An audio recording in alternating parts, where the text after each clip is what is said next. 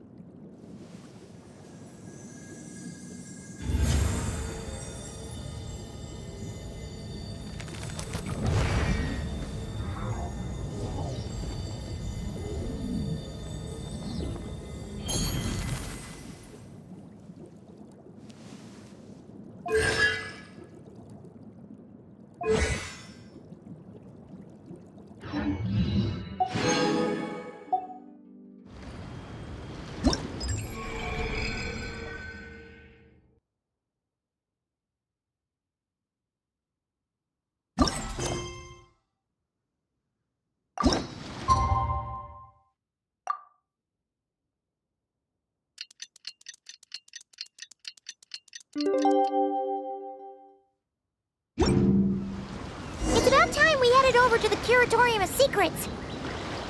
We have something super important to discuss. You remember, right?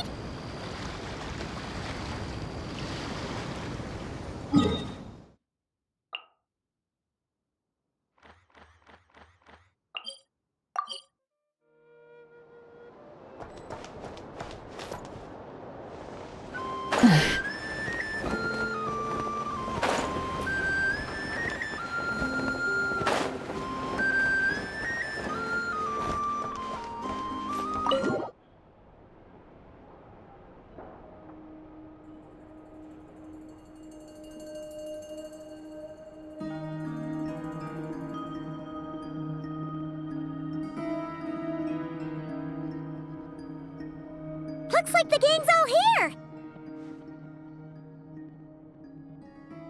Yep, all ready. How about you two? Green and good to go? Paimon's ready! Great, let's get rolling then. Great. Well, first things first. Wait. Someone's here. We heard your footsteps. Although... You've been here for a while now. I take it you followed the Traveler, but I don't sense any ill intent in you.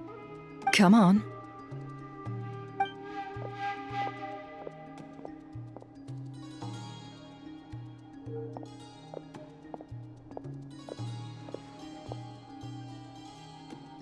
I figured it wouldn't take you long to notice me. I come bearing news from my lady, the Knave. Dottore went through the motions of returning to Snezhnaya, but it was obviously a facade. However, he has not returned to the Kuvaki Experimental Design Bureau, nor has he made an appearance in Nasha Town. Well, in that case, he'll be in his lab way up north. I always wondered why he applied for his own private pad. He was planning this all along. Tell them that Sandrone and I will go on ahead. If they still intend to pursue this matter, they should meet us at the research center in the northern tip of Nod-Krai. Nice of Columbina's two best friends to think of us. We appreciate the heads up. Our sincere thanks to the Fatui for your aid. Lady Damselette may have left our organization, but at least some of her colleagues remain genuinely concerned for her well-being. Not to mention that the doctor's increasingly cryptic conduct gives us great cause for alarm. We have crossed swords many times before, but it's not personal. We're just on different sides. We don't lack humanity. And so, as fellow friends of Lady Damselette, it's only right that you should be in the know about this. Arlecchino's situational awareness has saved us a lot of trouble. I'll leave the map here with you. If you do decide to head to the research center, please proceed with caution. And remember, at least while you're in Nod-Krai, Lady Arlecchino's subordinates are your comrades if you want them to be. This is very accommodating of you. We can't thank you enough. Just doing my duty. I shall take my leave now. If you need us, you'll find us at the Experimental Design Bureau.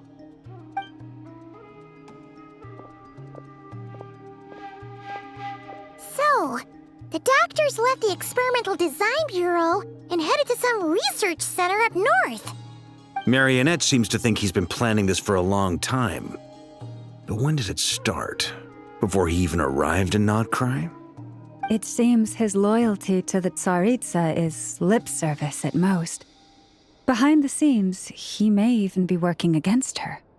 Whatever his motives, we know that he's decisive and incredibly ruthless. Facing him unprepared would be a recipe for disaster.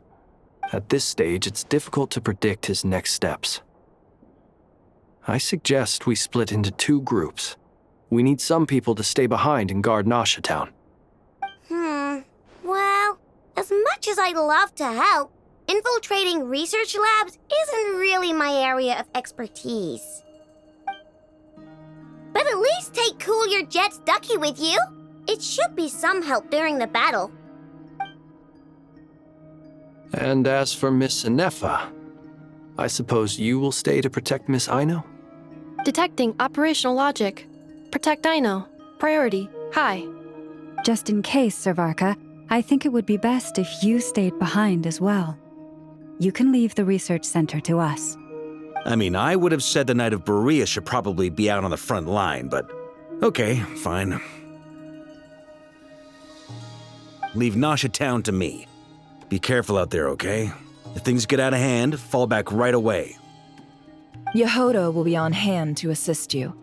In my absence, she can handle any intel gathering work. You got it, boss. You guys make sure to get back here in one piece, all right? We will. Things are moving fast. We'd better head off soon if we hope to keep pace.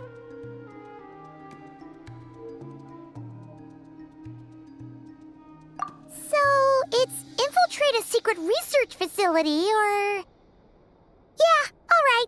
Paimon will help out here instead. Sounds like it's gonna be a pretty intense fight. We all have to bring our A game here. So, anything you need to wrap up before we leave?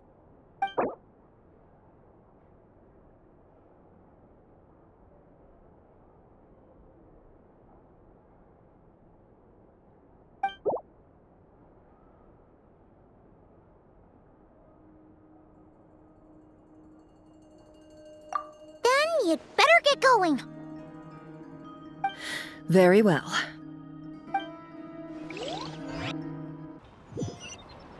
All these broken machines on the ground. Someone got here before us. Could it be Arlecchino and Sandrone?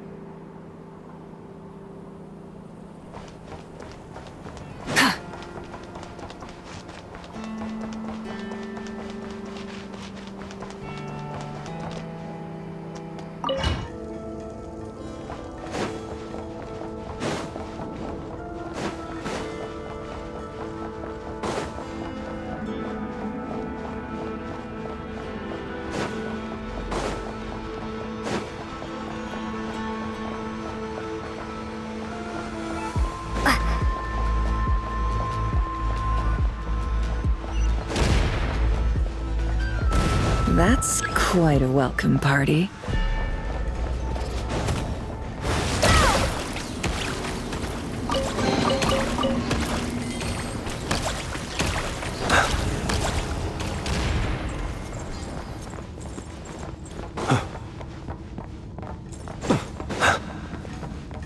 Stand down, trespassers.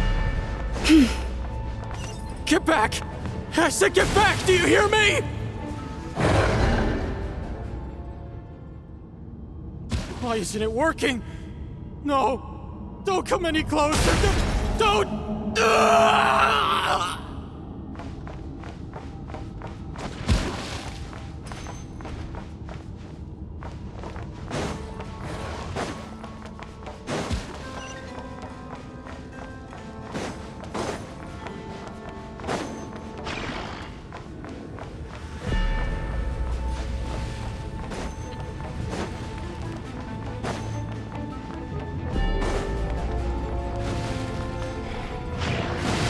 Forest, protect us for the everlasting forest. You poor souls. May your spirits find peace. Grab that key on the ground. We'll probably need it at some point.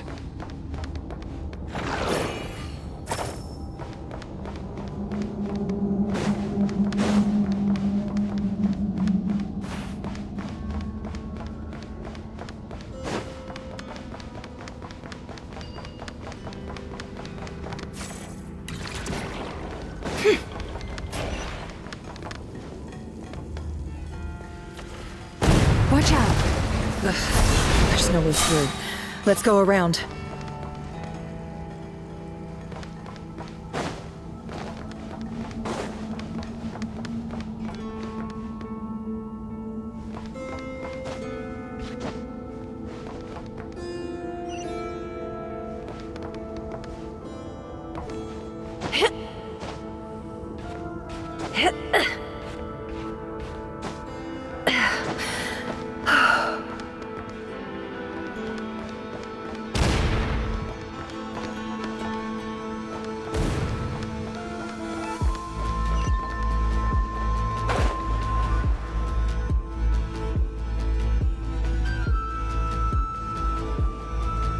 What the?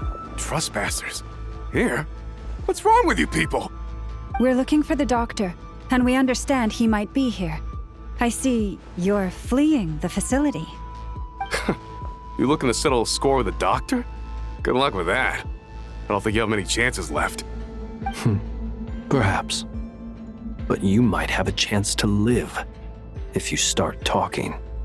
2 other Harbingers had the same idea as you. They're already inside. But what good is it gonna do? The doctor wouldn't do something like this unprepared. Seems to me that you're not too thrilled about being his subordinate. Also, is it just me, or do I sense monsters nearby? If you'd prefer their company to ours, that can easily be arranged. We need to know what the doctor is up to. Please, if you know anything at all, tell me. This is about more than us versus the doctor. His actions could have consequences for all of Nod-Krai. And perhaps even your homeland, Snezhnaya.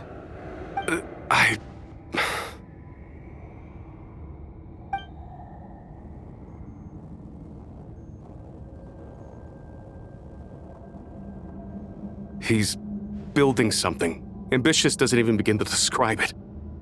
Feels like this could be the big one. God knows how long he's been planning it. A while back, he told us he'd be returning to Snezhnaya. We weren't expecting him back so soon. This time he brought some gemstones with him, or something. 2 of them. The moon marrow spheres. He stole them from their rightful owner, Columbina. Oh, Lady Damselat? Last I heard, she left the Fatui. Before she went, she told us she'd finished what Her Majesty asked of her, and wished to focus on some personal matters. I remember thinking that leaving us might not be the best choice. I mean, I always looked up to the captain the most, and... Back when this all started, the higher-ups dispatched 3 units to Nod-Krai to execute their plan. They were led by the Doctor, Marionette, and the Damselet, respectively. I was a part of the Damselet's unit to begin with. She never really interacted with us much. In fact, she seemed sort of detached from everything. Not because she was distracted, just felt like she was indifferent to the world around her. Like she had no stake in anything that happened. She always seemed like she was staring off into the distance. Almost as if she didn't see anything worth living for in the present, so she had to look further afield. That's right. She always used to stare up at the sky. The doctor used to stand nearby and watch her. Apparently they got along well at first, but somewhere along the way, she grew wary of him and started avoiding him as much as possible. After she left, everyone in our unit merged with the doctors. He's similarly indifferent to the world, except when it comes to the moons. He seems to have big plans for them. Right now, obtaining the 3 moons is his #1 priority. He even said if he can only get his hands on 2 of them, he'll create a 3rd one himself. How would he create an artificial moon marrow? Maybe the knowledge he gained from the Hyperborean phantoms has something to do with it. Thank you for cooperating.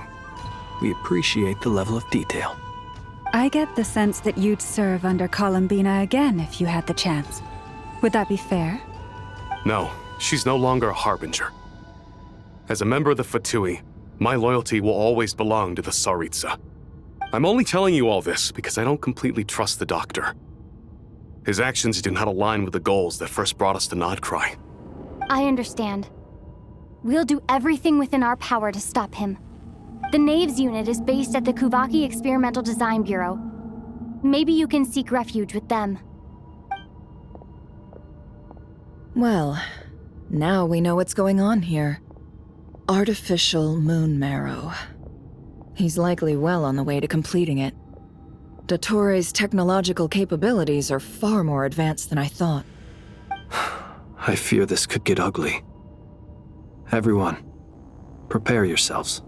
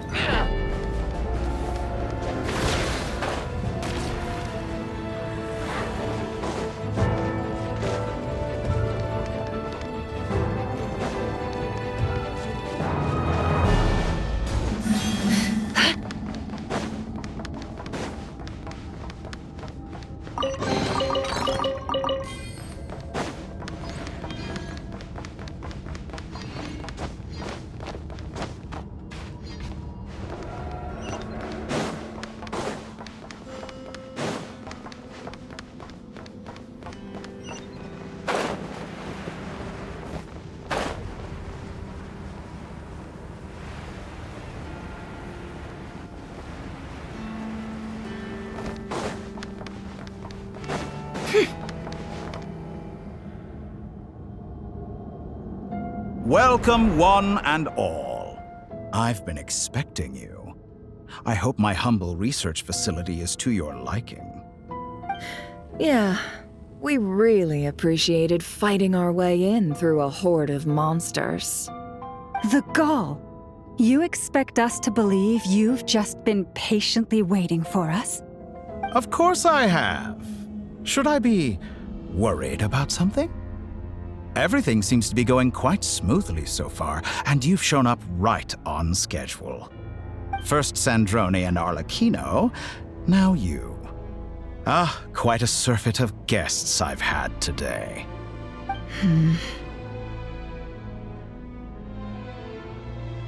If you were looking for them, I should probably mention that Arlecchino disappeared as soon as she entered the facility. As for Sandrone, why, she stood right here only moments ago demanding answers from me at the top of her voice. Hardly out of character. She never was one for basic courtesy. But I have to admit, I was a little surprised to see her showing concern for someone besides herself. Does everyone you associate with undergo such a change in temperament? Speaking as a researcher, I have to say, it is not a change for the better. It threatens one's ability to remain objective. Well, since you ask... So you've got your hands on the moon marrow, and now you're claiming godhood. Don't you think that's a bit of a stretch, Dottore? I must protest what you are insinuating with that phrase, claiming godhood. I am not claiming anything. I am stating a fact. You're a researcher. I'm sure you appreciate the distinction between the two. Huh? Wait, you really think you're all that? You'll excuse me if I'm not being a polite little lady for you. We're colleagues. We both know what kind of person you are. By the same token, I knew you'd respond along those lines. You and I both understand that facts speak louder than words. To that end, I've had my people send you a small gift. It should go some way toward helping you understand my present position. What gift?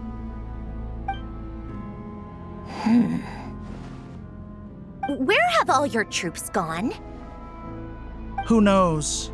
Perhaps they are already marching toward a new world, following in the footsteps of an unknown god. As vulgar and arrogant as you may be, dear Sandrone, I have no intention of taking out my displeasure on your subordinates. They will enjoy equal rights to my own. You sent your people to the Experimental Design Bureau? That's the Tsaritsa's property. Yes, and I am very mindful of Her Majesty's instructions. But you know full well that they do not conflict with my present goals. In which case, all I'm doing is conducting another one of my experiments. Is there a problem with that? Now then, you have a judgment call to make. Am I simply lying to stall you? Or is it possible that every word I am saying is the truth? In which case, your subordinates really are in danger. So now you've turned on fellow Fatui soldiers. You're completely insane. I have set a new rule for myself. Each person gets one chance. Naturally, that includes you, Sandrone. If you wish to leave, I won't stop you. We are colleagues, after all. Scumbag!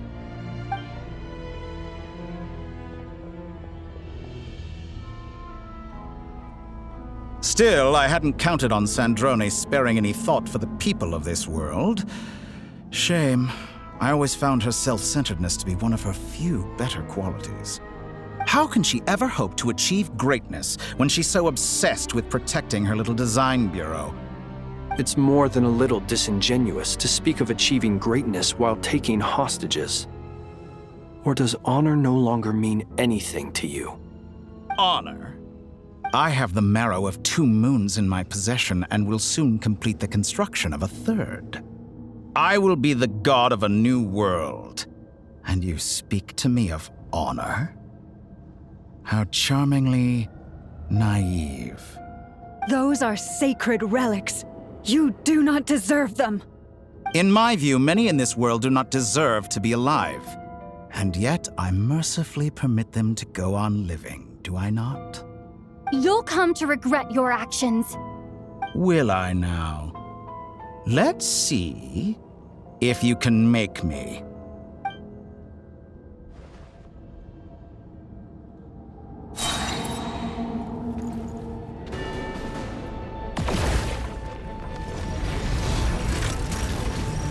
Target acquired.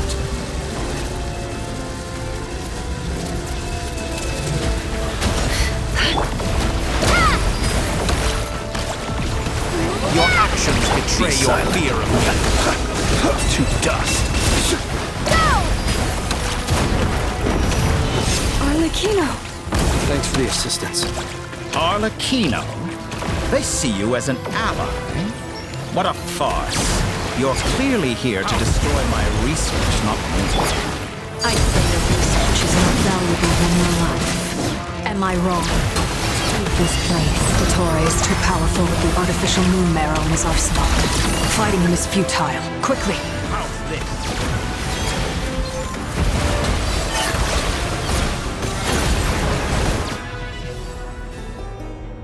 Let's go. I've always thought it is wiser to flee than surrender.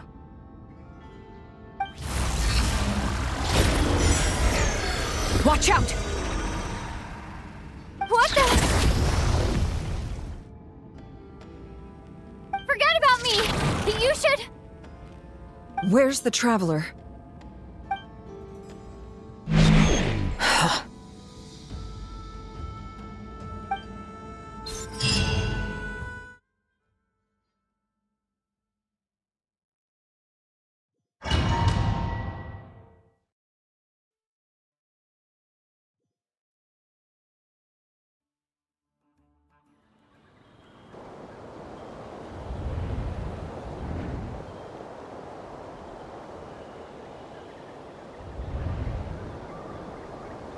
What just happened? Nasha Town? How did I get here? Strange. I remember being trapped by Dottore during the battle, and now, all of a sudden, I'm here. Something weird is going on. I guess I'll start by exploring the area. Traveler? What brings you here at this hour? Huh? What are you in the mood for today? A hot dog? Or something else? We've got some special discounts at the moment. Want to see the menu? Sorry, I'm not hungry right now. Ah. Well, feel free to take a seat for now. Let me know if you change your mind. Everyone seems to be acting normal. Am I just overthinking? Oh, darling, look who it is. One of our regular customers. Get the traveler something to eat, would you, dear? Wait.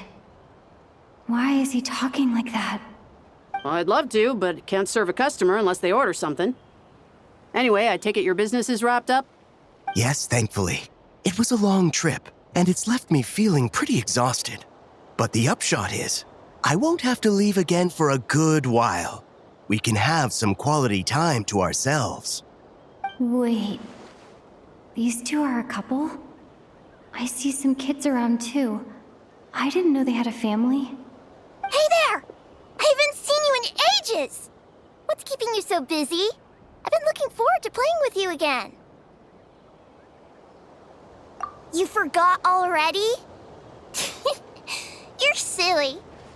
Daddy brought you over to our house recently. We had some snacks together. What is she talking about? We've had a lot of customers over the last few days, so we've been real busy. And like my mom always says, some people are more than just customers. They're friends. Oh, another customer's arrived. I better go see what they want. This is all wrong. I never once heard the owner of this restaurant talk about their family. It certainly isn't a family-run business. And that child, I don't recognize her at all. Could this be a false memory? Very good. I knew you had it in you. Aren't you going to try the house special? When did he show up? No, none of this is real. You don't seem to like it here. That's fine. We can change venues.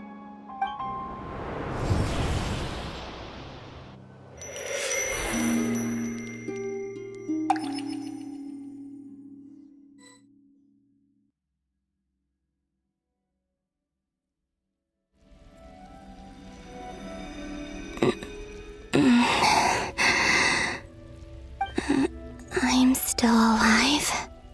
Where is this place? It took all my strength to open the moon gate, and then I leapt into it.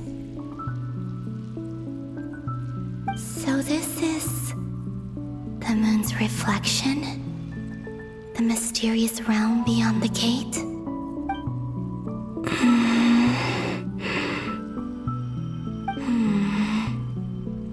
I can't sense anything. I guess I could try opening the gate once more.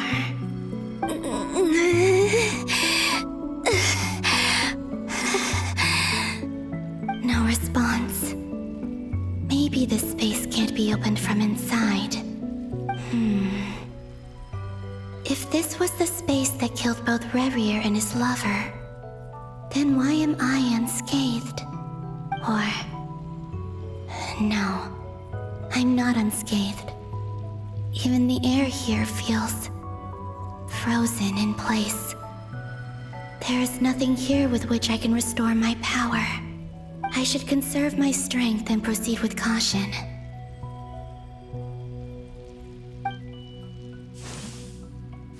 I don't believe Dotori's scheming will stop just because I escaped. If there is any chance that I can get back to the others, any chance at all, I must return.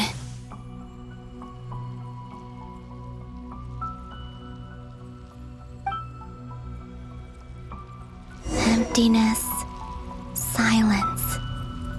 What is this place? Or maybe the real question is, what is it for? What's this? Looks It's like it responds to my power.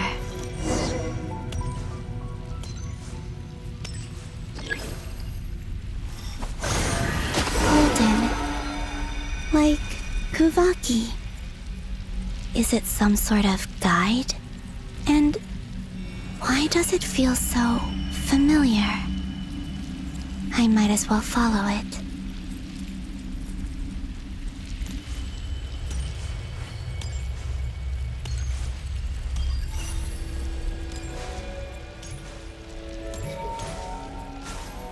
Where does this lead? Could it be the exit?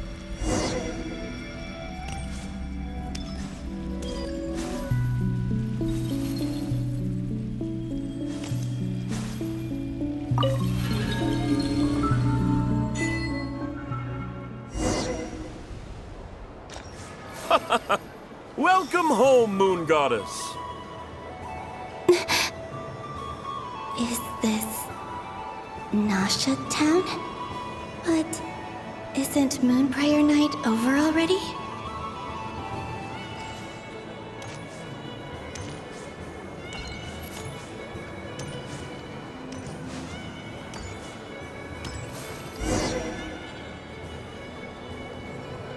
Goodbye for now, Columbina. I hope you have a wonderful night. I will. Everyone else. And me? Are these my memories?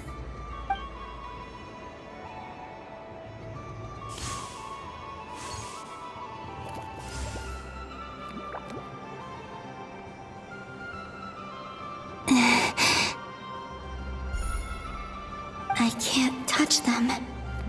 It's as if we're separated by some impenetrable power.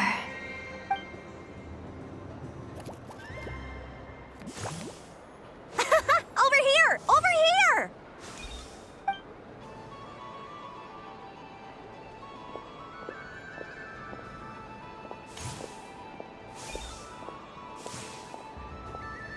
But the people in these memories pass right through me.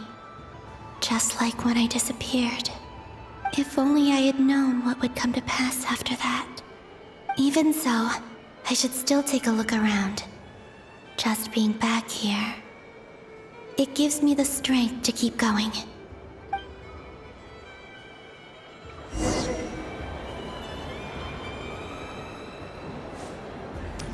Welcome home, Moon Goddess.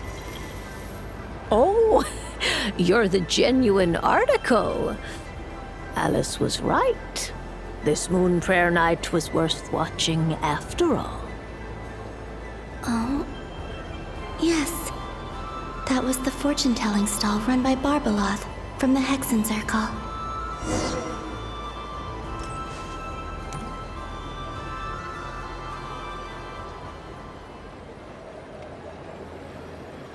Please, draw the first lunar arcana. This represents destiny and is the foundation for the divination as a whole.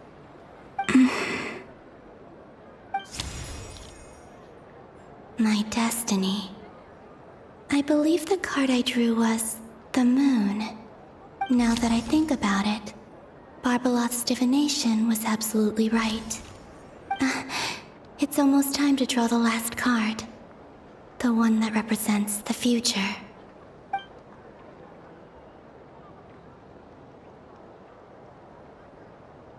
That was the card that popped out on its own. From here, I think.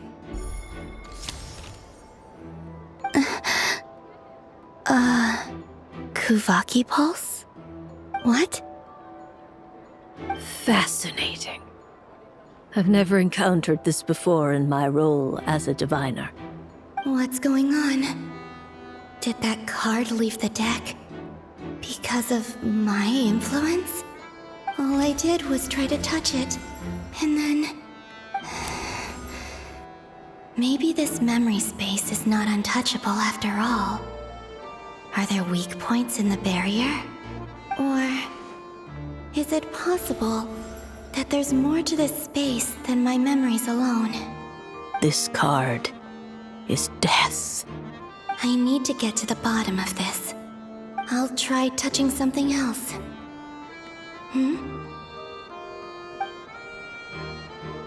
Is this the wind? No, it's gravity. It's pulling me outwards.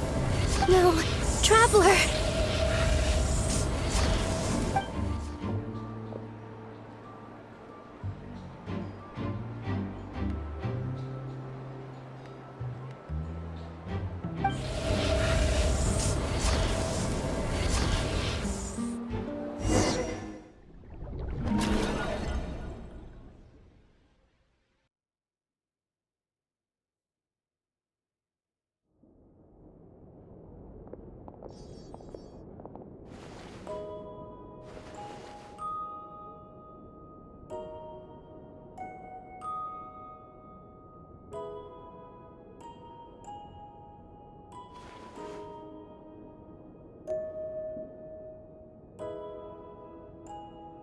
Haimon, listen to me.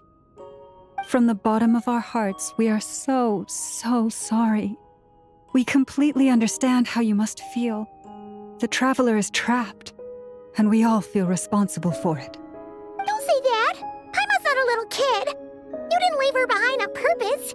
There was nothing you could do! But... She's all alone in there! What if something happens to her? What are we gonna do then? We've barely spent any time apart since we met. Is she gonna die? We must find a way to rescue her. We were all involved in the operation where she was captured, and we do not abandon our comrades. That being said, it won't be easy. Through conversation with the others on our return, we've arrived at a basic idea of what we're up against. Dottore's lab has clearly been in operation for a lot longer than we realized. We found many monster samples stored there. In all likelihood, they were materials he used to research his latest technology. We also know that through his contact with the phantoms of Hyperborea, he gained knowledge about the moons and certain Hyperborean technologies. Using this knowledge, he then fashioned an artificial moon marrow to serve as a replacement for the frost moon beyond the sky.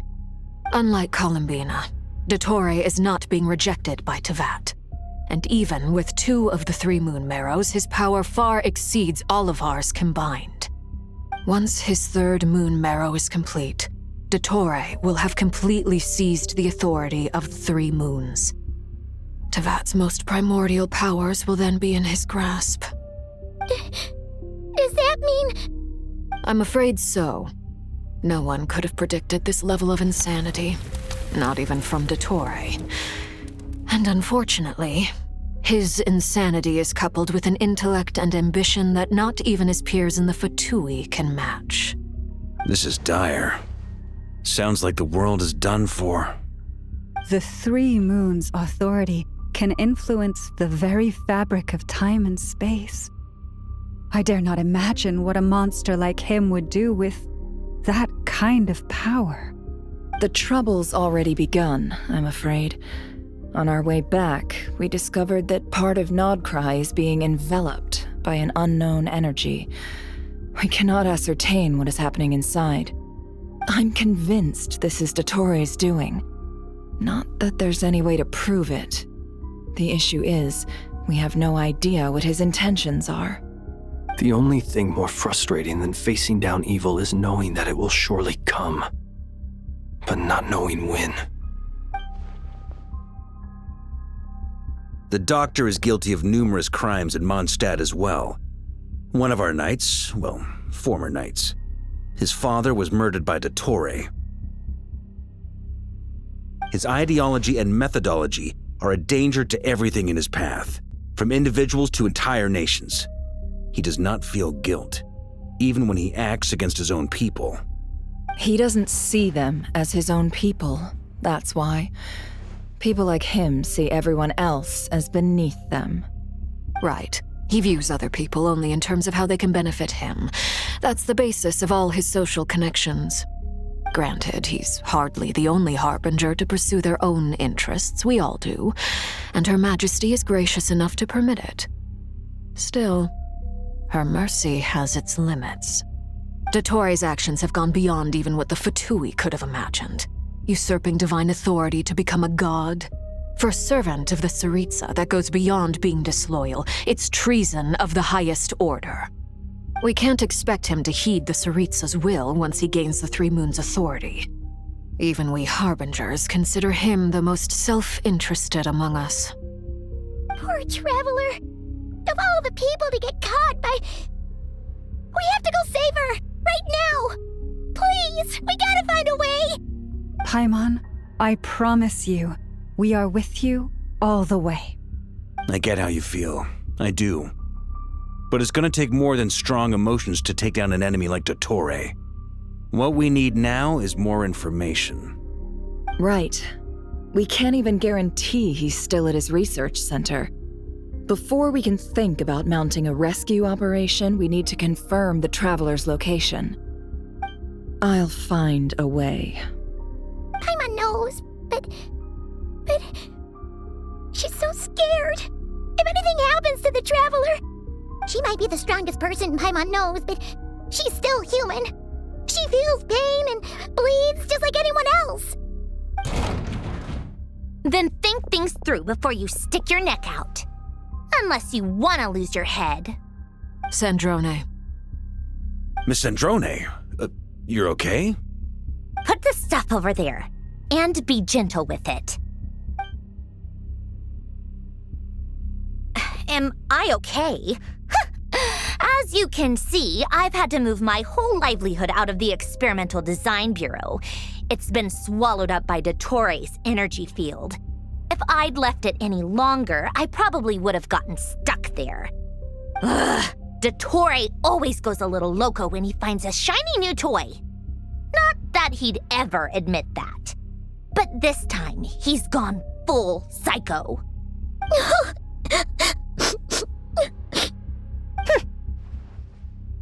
Just go ahead and cry already. Sorry.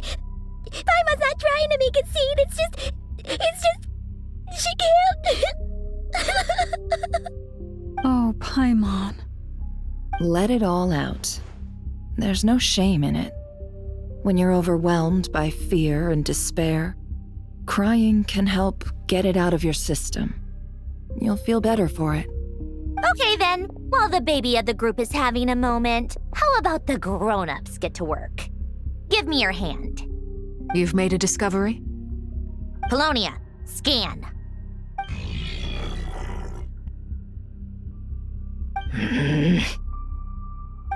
You, hand, now. Oh, I thought you'd never ask, my lady.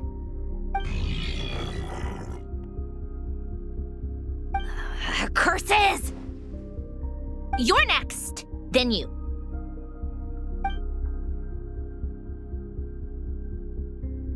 Dottore, you son of a... He's done something to us! Everyone who entered his research center has been implanted with some sort of curse. I don't feel anything unusual at the moment. Does that mean it hasn't activated yet? Is there a way to figure out its purpose and what might trigger it? My best guess is Dottore created it using the Moon Goddess's powers. 1 second, analyzing. Ugh! That friggin' maniac! So, what twisted game is he playing this time? The moment I analyzed the energy composition, some encrypted text appeared in my mind's eye. And when I deciphered it according to the Fatui standard encryption protocol, I got the following message. Feel free to run, or you will perish in Nod-Krai. He's mocking us. Yep, he loves to toy with people. Only in this case, there might be more to it. But I didn't detect any murderous intent or malice either in the message or the curse's energy. As if this is him at his least malicious. Or perhaps all people are cowards in his eyes. Maybe he thinks the threat alone will be effective. What a despicable person. And he has the Traveler in his grasp. if I may. As unhinged as Dottore may be, he has always exercised great patience with the objects of his interest. I remember a comment he made when we first arrived in Nod-Krai. He said, "This world is, on the whole, an exceedingly dull place. But at least there are a few intriguing features, such as the gods or the traveler. Presumably, they interest him because they're unknown quantities. He wants to understand as much as he can about them." Agreed. The Traveler is Tevat's fourth descender. All Harbingers are aware of this. Since Dottore took such pains to capture the Traveler, he is unlikely to kill her right away. Okay, but we still have to do that rescue operation. Of course. I also think we need to read between the lines with Dottore's message. If he's encouraging us to run, that means we mustn't leave Nod-Krai under any circumstances. My guess is, his curse will only trigger if we leave.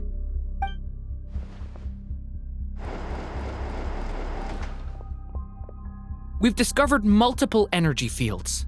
Albedo is still attempting to analyze their structure. He told me to report back first.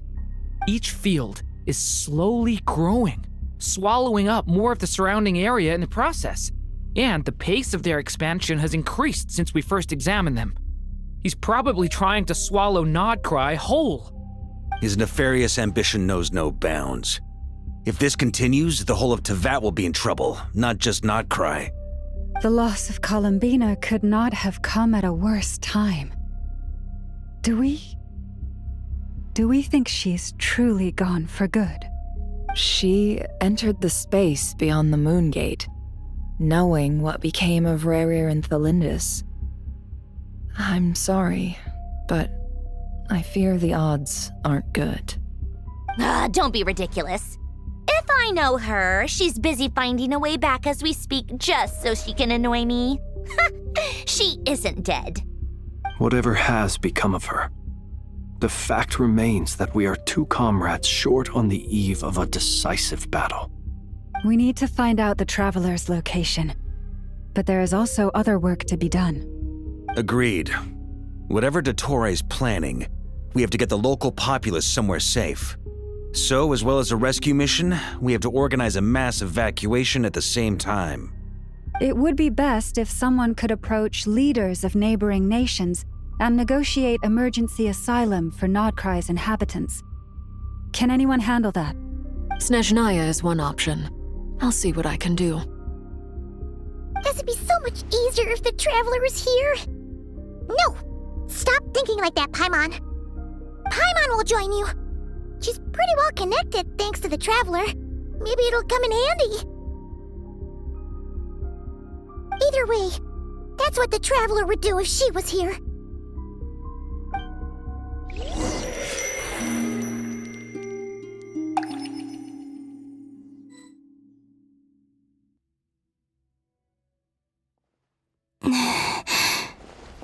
Back here again. That gravitational force that pulled me back. Is this where it came from? When I saw that memory of Moon Prayer Night, I think I influenced reality. Was it just a coincidence?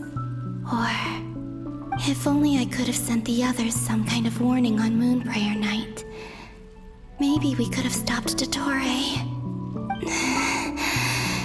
I feel so heavy. Does entering that space consume a lot of energy? Well, even so, I have to keep moving forward. Back to emptiness and silence again. I should try and find my way back inside that memory.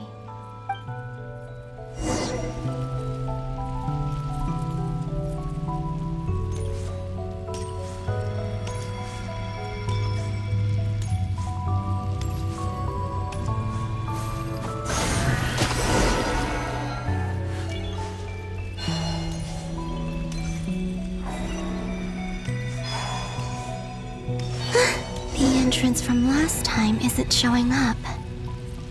What am I missing?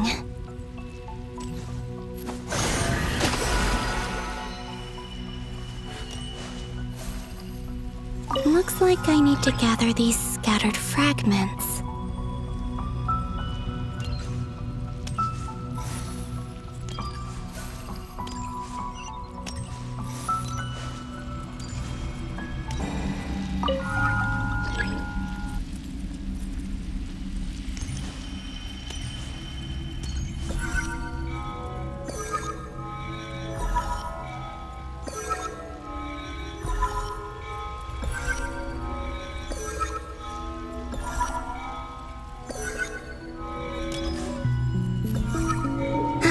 It worked! Hopefully I can stay inside for a bit longer this time.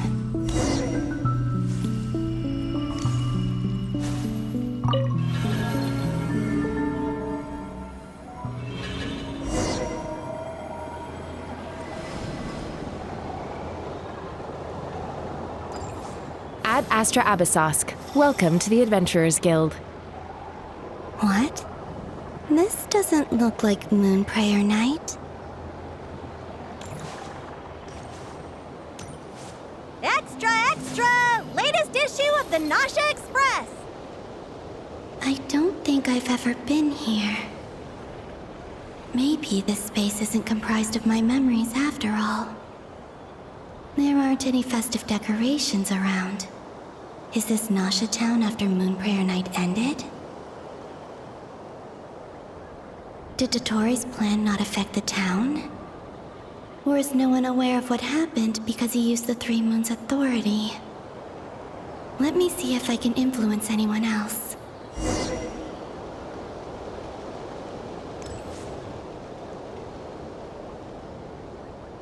So, what do we do next? Wait, that voice. Paimon? The most important thing right now is to find that mage. Lauma the Traveler and Mr. Varga are here too. I'd better go pay the Fatui a visit. Traveler!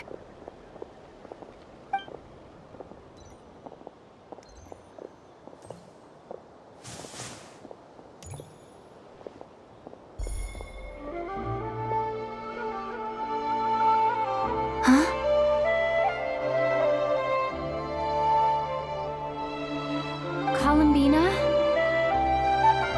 I made contact. It's me, Columbina. Huh?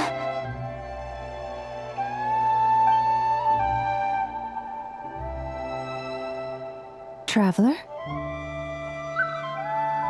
Let's go! This is no time to be spacing out! Huh? Huh? Wait a moment. This has happened before. Huh? This is what happened when I disappeared. I stood right over there, thinking that no one would ever find me again. It was only when she called my name that I decided to follow them. But did she turn around because she sensed my touch just now? Is it really possible that from in here, I can change the past? If I keep following them, maybe... Huh? It's that gravity again.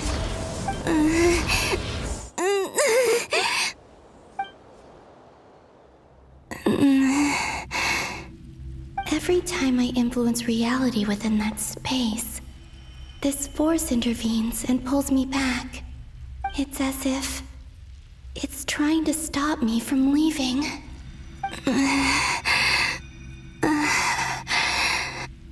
I'm getting weaker and weaker. I'll just have to try another approach next time. Come on, Columbina. Keep going. You have to tell everyone what happened.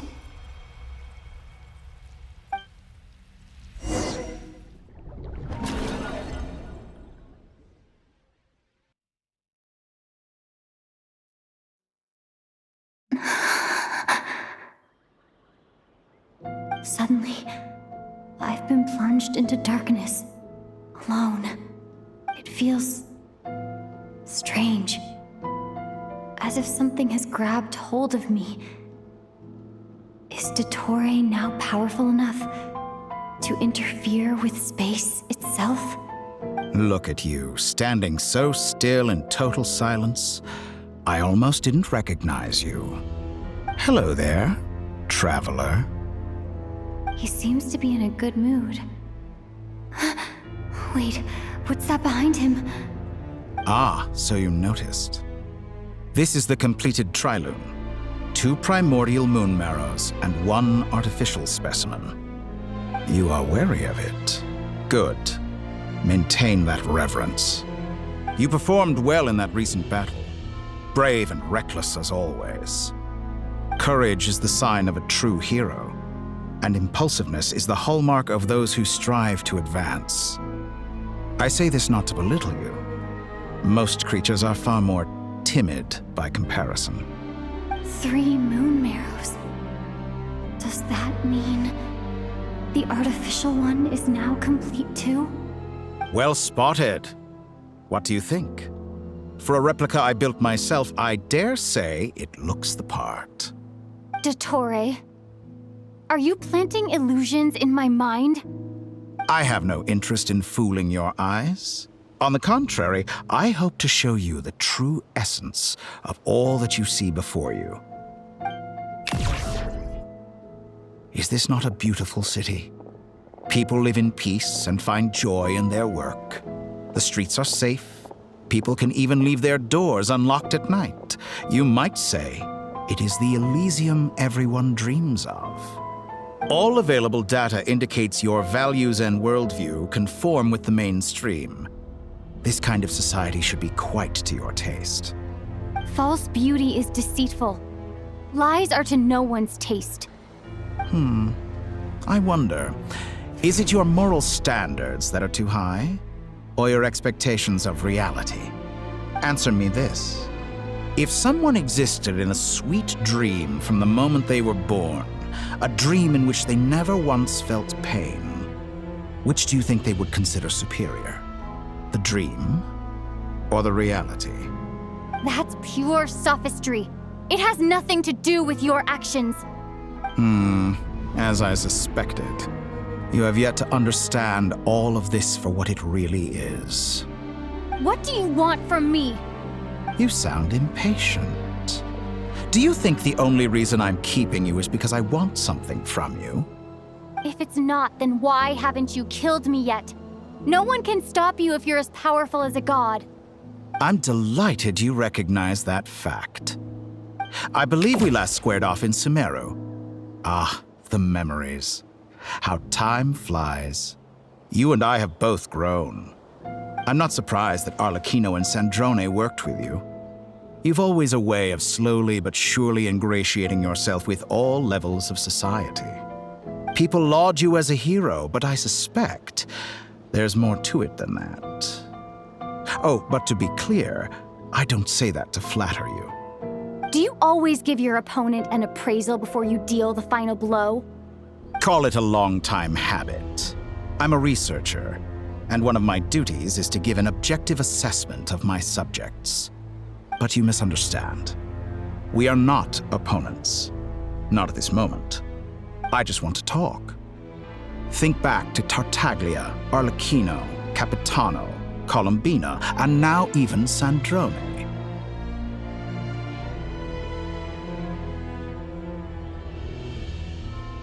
You've worked with each of them in the past. I believe you can work with me as well.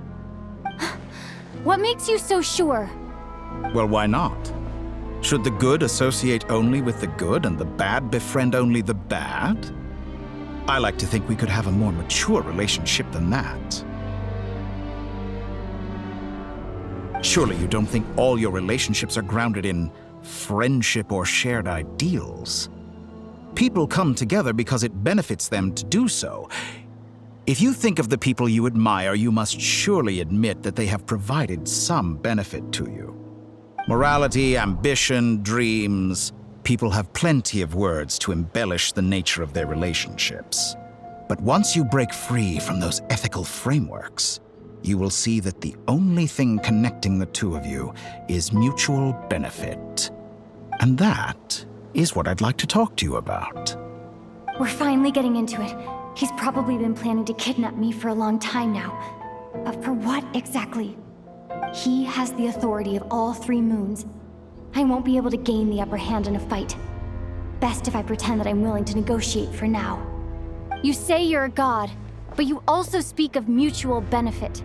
What could a god want that the 3 moons cannot provide? Excellent question. But before I answer, I would ask you the same thing. Gaining Columbina's allegiance was a rare and extraordinary feat. But the Moon Marrows are now in my hands, and I have the edge over her. For this artificial moon is not being rejected by Teyvat. Her identity and lineage may have been a thing of glory in the old world, but they were also shackles that prevented her from ever integrating into Teyvat. I, on the other hand, you may view me as a thief, but I have overcome that limitation. So what is it that the 3 moons cannot grant you?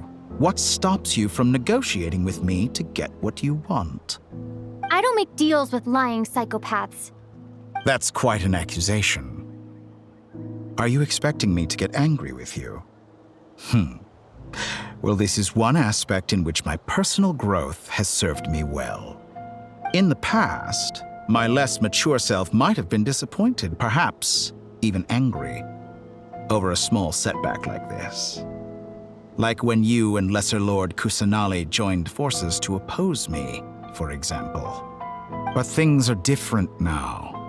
Just as the rich do not quibble with the poor, I no longer find myself perturbed by these trivial affairs. Human relationships end with conflicts of emotions and interests. But relations between humans and gods are different. And ours is even more unique. I have ascended to the highest heights and laid claim to unprecedented horizons. And you were no ordinary person to begin with.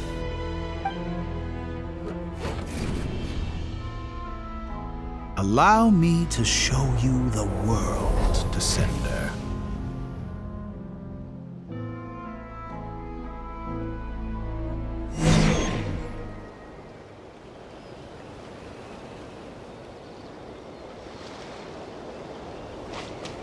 To stand, walk, jump, sit, and lie down.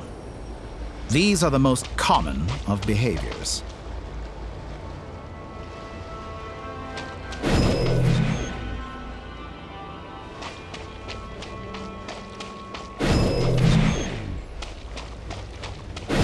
Have you ever wondered why we were born following such laws? Who stipulated that we could not fly instead of walk?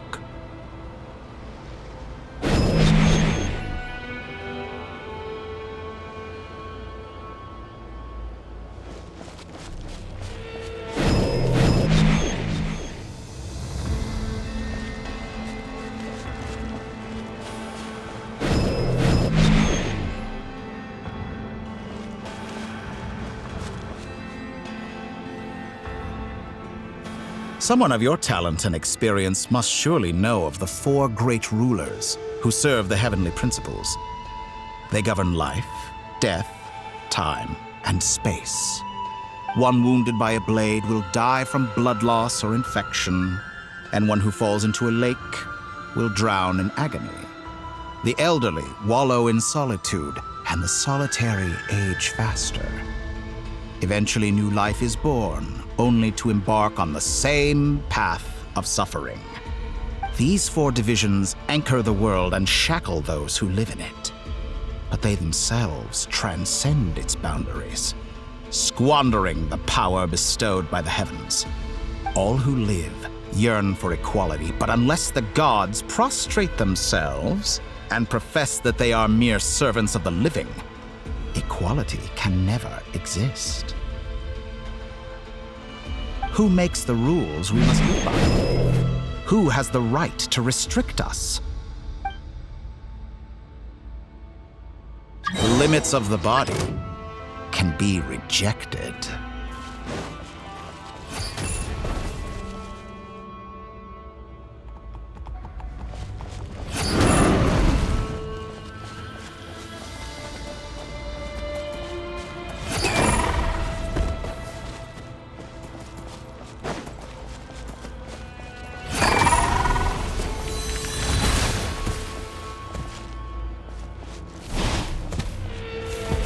How does it feel to be among those with absolute power?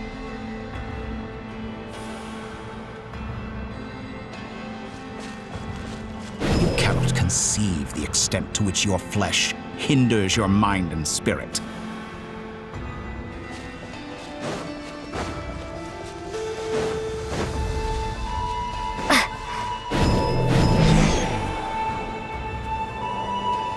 Only by discarding our useless, primitive eyes can we perceive a new world. How narrow-minded we all were in the past. Why should the final answer of the world not be the power that predates those of life, death, time, and space? The power of the Trilune. Through it, I have glimpsed new experimental possibilities.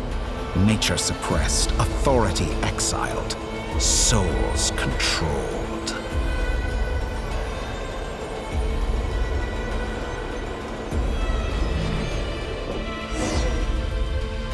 You know, I heard recently that a group of critics reviewed countless stories and drew an interesting conclusion. They found that it is more often than not the villains who strive tirelessly to push the boundaries of progress. In fact, long before this, someone voiced a similar idea in an academia editorial. I felt a great affinity with this perspective. I have never been afraid to step up and play the role of the villain. Fanatics are trampled down for their transgressions, and those who transcend are rebuked for their audacity. And so, the majority of creatures are too timid to follow my lead. But all sacrifices made during my experiments have been worthwhile, as you can now see. I can offer you something new, something unique, precisely because I am a villain. Think about it. We are eternally bound through mutual interest. Can you truly say you would never turn to malice if it could give you the life you dream of? After all, what value do perfection and purity really have? They are fragile and feeble things, utterly tedious. I say, better to be governed by a flawed humanity than a gnosis. The true seeker of knowledge is the villain who undergoes countless tribulations in pursuit of their goal. I'm sure many people have told you that you're different. Because I'm a descender? Exactly. Very clever. But what has that got to do with you? I do not conceal my wicked deeds, my selfish desires, or my greed. A true researcher must act as I do if they are to understand and speak of the truth. And yet, a knowledge seeker like myself will inevitably grow tired of studying Teyvat beyond a point. You have traveled to all corners of the world and met many people. Along the way, there have been moments when you were misunderstood or even became a wanted criminal. And all the while, you have spent your days doing some of the most mundane jobs in the world. You fight and toil, claim minuscule rewards from my friend Pantalone, then you fight some more, winning some battles and losing others as your search goes on. And this cycle continues, with no end in sight. Surely you must sometimes grow weary of being stuck in this same loop day after day. We're completely different. I embrace everything that life throws at me. I am engaged in every step of my journey. How does that make us different? I too embrace what life brings, researching everything that interests me. Think of all the novel things I've managed to create, like the artificial moon marrow. Don't you see? As unique a specimen as she was, even Columbina is not irreplaceable. Take that back! She's gone because of your actions! I didn't say that to anger you. Though admittedly, I don't see what there is to be angry about. Anything Columbina could do for you, I can do better. I know what your ultimate goal is. You wish to walk the path your brother walked and seek answers from him at the end of that journey, don't you? Someone like you could never understand what it feels like to care about another person the way I care about him. Perhaps not. But that doesn't mean I can't help. I could find your brother right now, bring him before you, and make him give you the answers you seek. Don't be so presumptuous. You'll never begin to understand the situation between us. Oh, no. This is no presumption. I'm only offering what I know is possible with the power of the Trilune. But it seems like you would sooner continue with your journey through this world. Why? Do you truly desire this journey? Or is it simply a necessary process from which you cannot escape? Think of all the time and energy you have spent, everything you've had to endure just to make it this far. Is this really what you want? Or has your hand been forced by the promise of that final answer?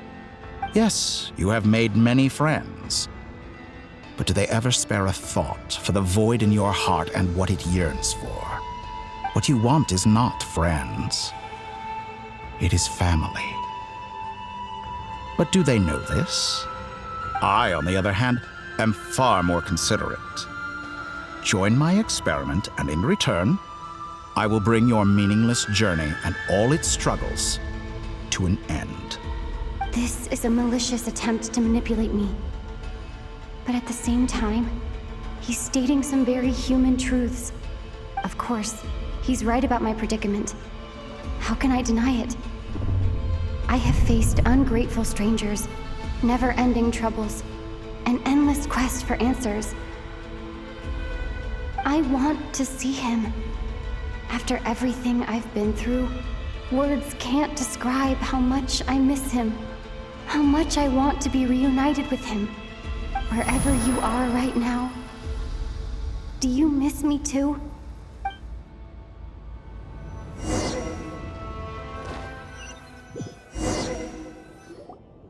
All right, everyone. Our next mission is clear. We need to contact all the major organizations, explain the situation to the public, and then begin the evacuation. The residents of Nod-Krai are quite dispersed. The two most populated areas are the Southern Isles and Pyramida. Miss Lauma, I will leave Hisi Island and Nasha Town in your hands. I will liaise with the Fatui and Pyramida. Agreed. We will reach out to Natlan and Snezhnaya. Anyone found north of the Experimental Design Bureau should follow the Fatui to Snezhnaya. As for those dwelling south of that line, I will ask the Voynich Guild to help persuade them to leave. Then I, Mr. Varka, and the Frostmoon Scions will escort them to Natlan. The Voynich Guild has dealings with the Curatorium of Secrets. I will send them a letter vouching for your credibility. Yehoda, you should help Lauma. This is too big of a task for one person. My wish has come true. You're willingly lending me your most capable employee for the day. Well, good for you if all this only takes a day. Of course, if it takes any longer, I'll be charging a fee. Boss, wait! Don't I get a say in this? Oh, I'm sorry. Something to add, Yehoda? Well, no one's more important to me than you, boss. And remember how Lauma healed your eyes after that big battle? I think that's worth at least 2 or 3 days' work for the Frostmoon Scions. Are you completely incapable of acting in your own self-interest? Or do you simply devalue your own labor?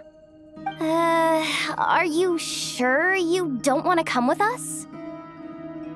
Who will see to our other work if we're all busy evacuating residents? Sandrone insists that Columbina is still alive, and we have a traveler to rescue. There's much to be done. But boss, I'm just worried that... Well, Nefer, I'll link up with you once my tasks are complete. What makes you think I'd need you to do that? I'll need it. And considering the way you approach certain matters, I think you'll be better off with me present. That's quite enough. Just focus on your work first. I bet we're in for an uphill battle here. But we can help out too. Inefa and I are gonna help Nasha Town's residents carry their stuff. Loading schedule.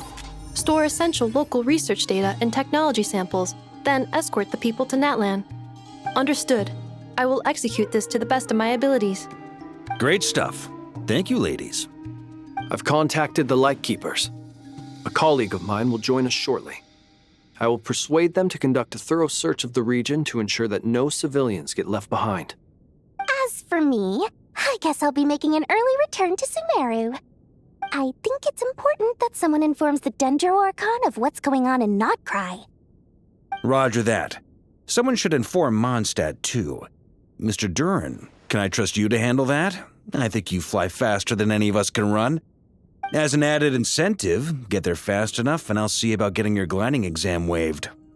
Really? Ha! Mission accepted, sir. I intend to stay behind and help Miss Sandrone with her research. She has some alchemy-related questions that she'd like me to explore. She recognizes your expertise, then. I wish you a fruitful collaboration. Thank you. In truth, I was surprised to hear her express an interest in subject matter outside of machines. I believe she has been investigating some Fontanian technology recently. She made a point of bringing the relevant materials with her when she left the Experimental Design Bureau. She's sorting through everything in her room as we speak. I should mention that we have one other friend who isn't present. He hasn't made his position in all of this clear. But if we know anything about him, he's likely investigating on his own. Paimon's been very quiet today. But I know how close she and the Traveler are with the Natlanese. She should come with us to the border. Okay. Paimon will do her best. Make sure to heed Sandrone's warning. Many of us have been cursed by Dottore. As such, under no circumstances should anyone cross national borders. Remain within Nod-Krai. That aside, personally, I have faith in Columbina. Things look grim, sure, but who knows how it'll play out. Same goes for rescuing the Traveler. Both of them are important allies and friends. We'll be counting on you to gather intel on them, Miss Nefer. Oh, wonderful. You're all here.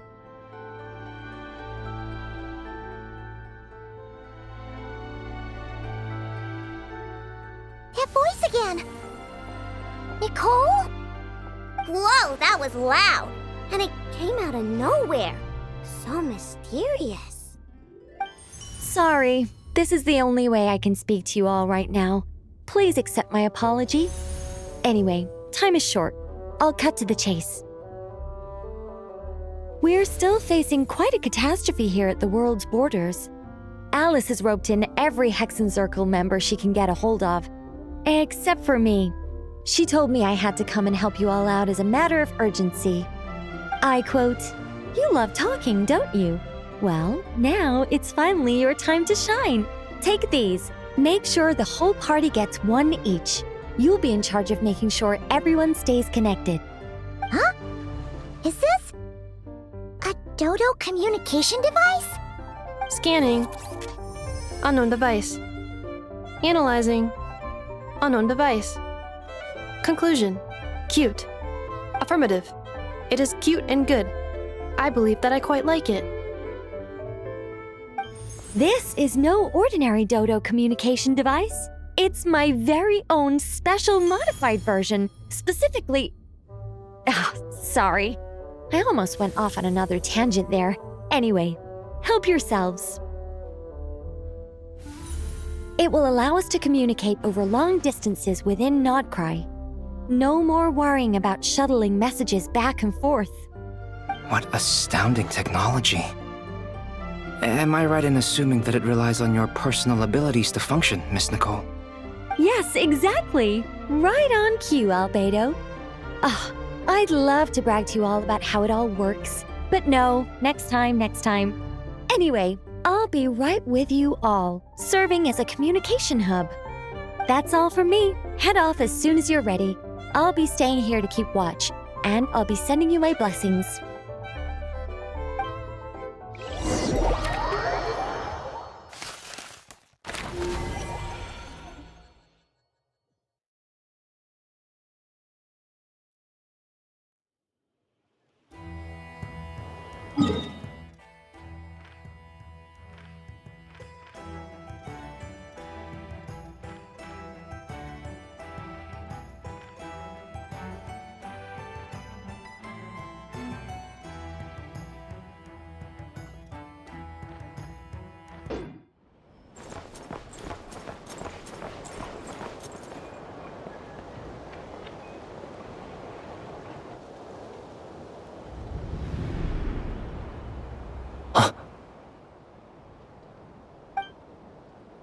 Sir Flint, perfect timing. I just arrived myself. You are most considerate, Master Ilua.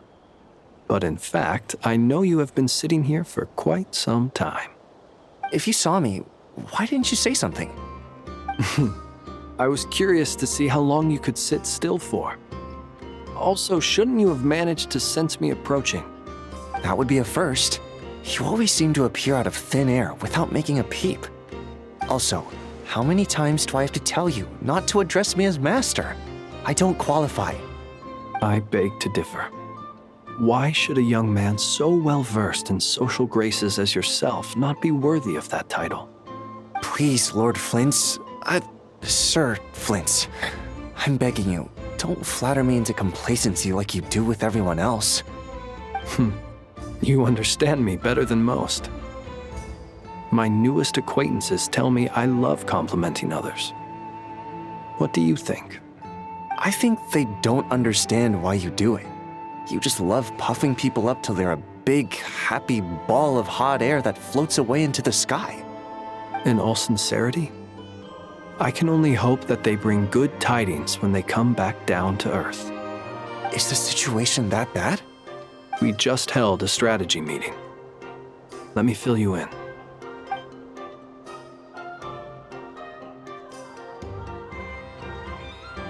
In short, we need everyone gone from Pyramida. We also need a team of Lightkeepers to scour the more remote regions of Nod-Krai for civilians to evacuate. I only hope we have enough personnel. We do. Old Man Nikita will definitely help, and we can recall anyone out on patrol to focus on this instead. Good. I'm sure you and the others will make short work of this. Now, don't forget, once you've completed this task, make sure you and the rest of the team evacuate to either Snezhnaya or Natlan as well. Flint? If you've got something to say, Master Ilua, why not guess what I'm thinking right now? You mentioned that you have something else to deal with later. How difficult is it going to be? I doubt it will be easy. I know you're a Lightkeeper, and it's your duty to protect others in times of crisis. But I have a feeling that you'll be walking into grave danger. However bad things have gotten in the past, Nod-Krai has never faced a mass evacuation before. But from the sounds of it, you don't intend to come with us. I don't mean to pry, and it's probably none of my business. But whatever it is you're intending, you don't have to go through with it, you know. I've been afflicted with some sort of curse, and I'm told it may well trigger if I set foot outside of Nod-Krai. As such, I cannot leave. I have to act, if for no other reason than to fight this curse. What? No. Why? Why would anyone want to curse you? There are plenty of people out there willing to trample over others in pursuit of their own goals. Frankly, Sir Flint, I am furious. You're making light of what is an incredibly serious situation. Indeed I am. And? And what? I told you, I'm furious about this. Nothing I can do about it, I'm afraid. Things happen, and we just have to deal with them. If you find yourself feeling angry, perhaps start by drinking a big glass of water. Hey, you mean you're completely unmoved by my anger? I'm devastated. Then allow me to express my sincerest regret. Come by the lighthouse sometime. We'll catch ourselves a few fish, have a little barbecue, play some cards, and bask in the sun. Maybe I need to spell this out. Lean in a little, Flint. Oh my, this doesn't bode well. Word is that you were caught up in a real horror show recently. People were amazed that you returned safe and sound. They've been debating whether you're even human. I've returned safe and sound from plenty of crises. When you say people, do you mean other people? Or do you just mean you? Fine. I'll be frank. You're not human, are you? Heavens. Now that's a horrifying thought. You know what? Forget it. We'll revisit this once it's all over. A sound plan. Albeit a little ominous sounding. Just promise me you'll come back in one piece, all right? For you, Master Ilua. How could I refuse? Also, please pass my regards on to our colleagues. Tell them, thank you all for your assistance. Please put safety first as you proceed with the operation.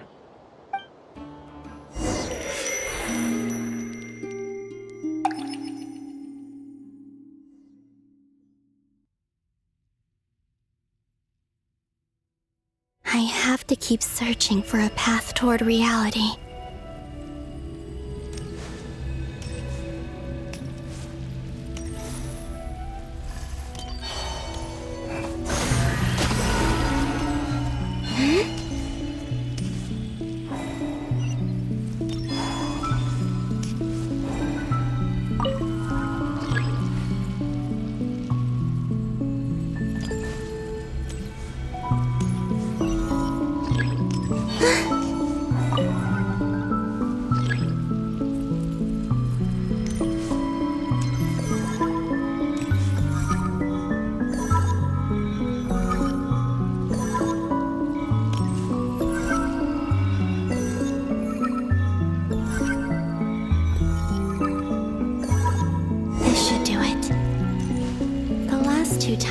To influence reality in this space, it consumed a lot of Kuvaki. I'll try and be more careful this time. I need to leave key clues behind using less power. I hope everyone still remembers what I said on Moon Prayer Night.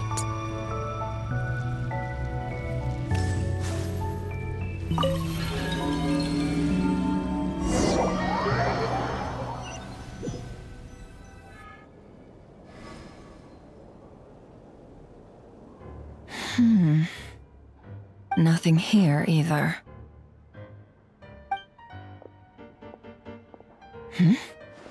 Flints? Ah, Miss Nefer. What are you doing here? Unless...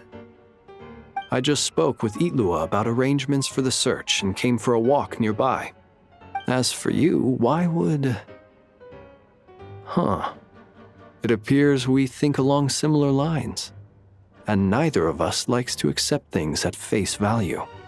As well as figuring out how to gather intel on the Traveler, I wanted to confirm some of my own suspicions. Also, we'll need to bring a lot of force to bear against Ettore, even if we're only looking to rescue the Traveler. We can't leave anything to chance. You don't think Columbina perished either, do you? I'm merely considering the possibility that she survived, just as you are.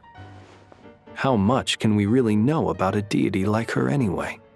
Do you remember what she said on Moon Prayer Night? About using moonlight to send messages to us? Of course. I think that's why we're both here. Where have you checked so far? I've been focusing on the outdoors. Anywhere the moonlight shines. I checked most of Nasha Town, but didn't find anything. I checked the Curatorium of Secrets, and a few rooms where I thought I might find some leads. But no luck here either. The only places I haven't looked yet are the rooms in the flagship. But process of elimination isn't the only thing that brought me here. Oh, really? What's your other reason?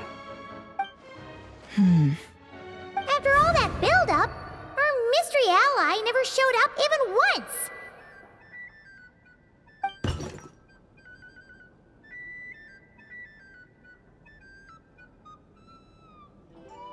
Huh? Am I imagining things?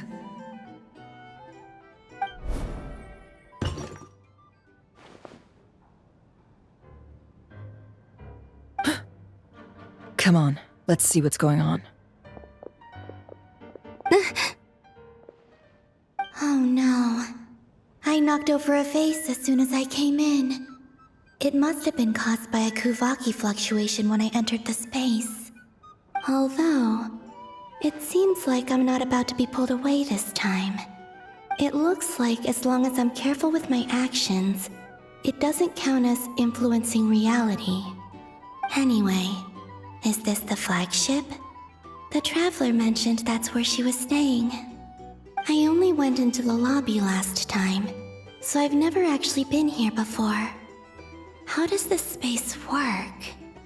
If nothing else, I can now be sure that it is not simply memory. She mentioned where her room was. I think it's this one.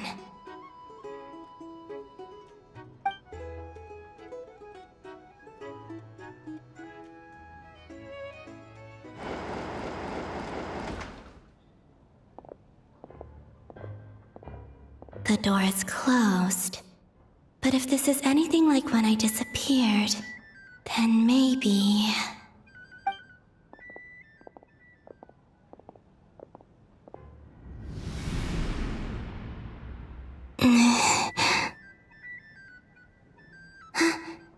I'm in.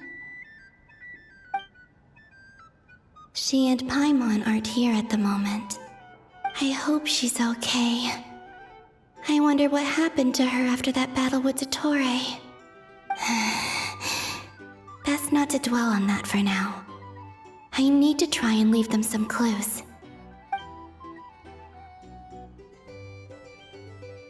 Please, Traveler. I really hope you find this.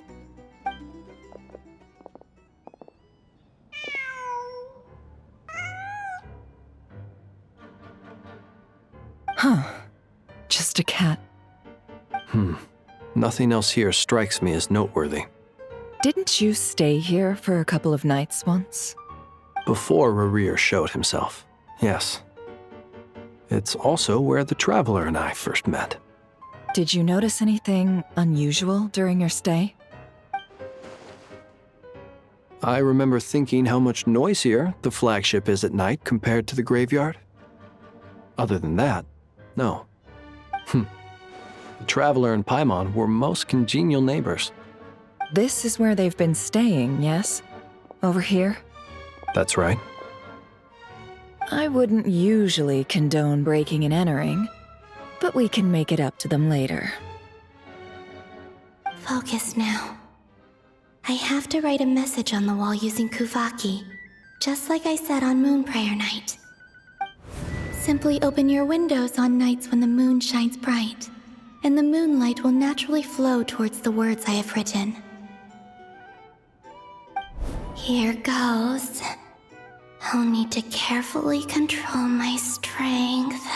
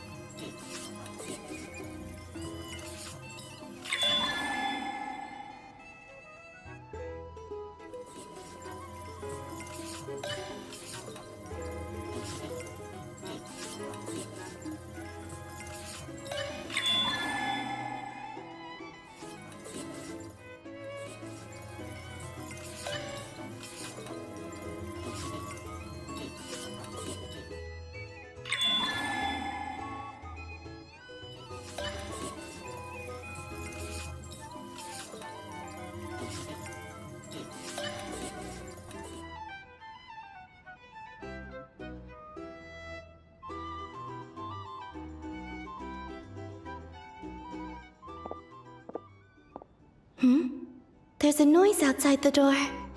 Is she back?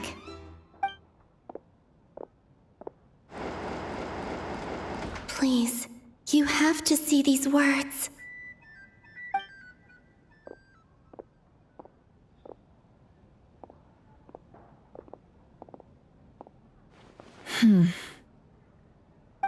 Well, do you sense anything? Unfortunately, no. And this place was our last chance. Not necessarily. We've only looked in Nasha Town so far. Miss Columbina said she would leave messages at her friends' dwellings. It's still worth checking where Miss Lauma lives and where I live. Let's try and make some time to look into those then. Wait. What are you waiting for? Oh, Paimon might have overeaten slightly. What's that look for? This is a victory feast. It's normal to eat a little more than usual. The Traveler in Paimon. It's really you. But why are they talking about a victory feast? Huh. You worried Paimon sick while you were out there fighting Rare. So this is your chance to make it up to her, alright? Wait. So this is the night after the battle against Rare. How did I end up here? That's quite a long time ago now. Wait. Time. That's it. Every time I've entered reality within this space, it's been at an earlier point in time. Every one of those points has been before I fell into the moon's reflection. And everything I've done to affect reality really did happen in the past. Does this mean that, within the moon's reflection, time flows backwards? Starting from the moment I fell in? Not long till Moon Prayer Night now. It's gonna be even livelier than tonight. Although, it's gonna be sad saying goodbye to the damselette. She seems like a really nice person. Paimon. No, I can't. Even if I make contact, they probably won't understand what's going on. And in any case, I'll likely get pulled away again if I do. Instead, I have to find a way to get them to notice what I've written using the moonlight. Wait, even I hadn't thought of doing that before Moon Prayer Night. They'd never conceive of that possibility.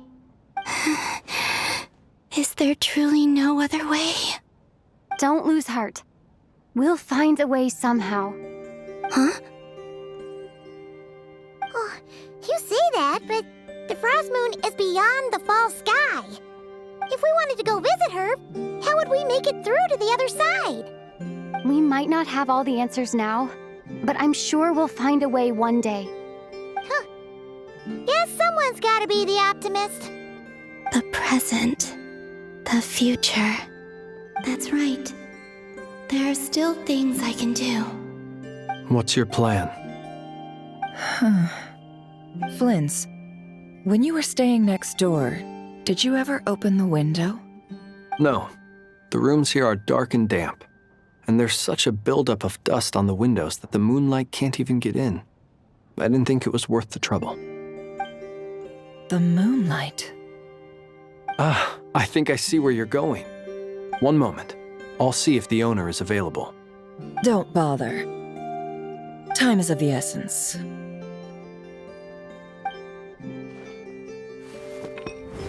Time. Even if no one sees what I've written at this moment, maybe someone will remember what I said after Moon Prayer Night.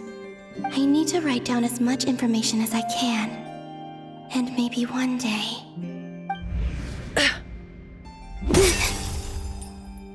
Huh? What's up with you? You can't even hold your cup steady. Are you getting tired? A little. Well, you should probably hit the hay then. You've had a really tough couple of days for you.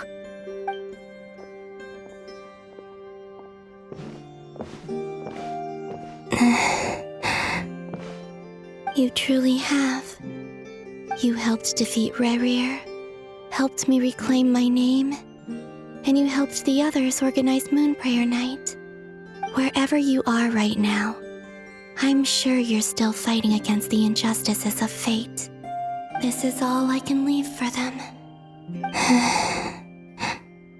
How I wish I could stay here. But it's time for me to go. I hope to see you again in the next time. And if the opportunity presents itself, I will surely return to your side. Huh. Columbina. She's alive. Not only that, but she's left us an entire wall's worth of clues. She even wrote down what would happen on Moon Prayer Night. It's just a shame we found it too late. I am here. Time in this place flows backwards.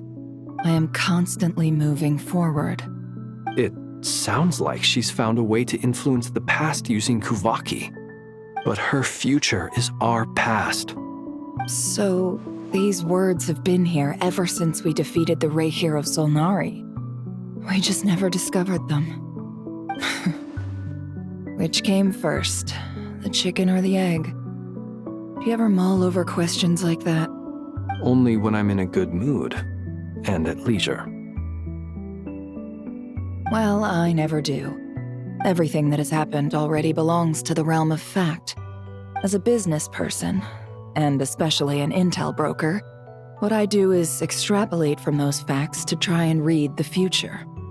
An admirable philosophy. It's a means of survival.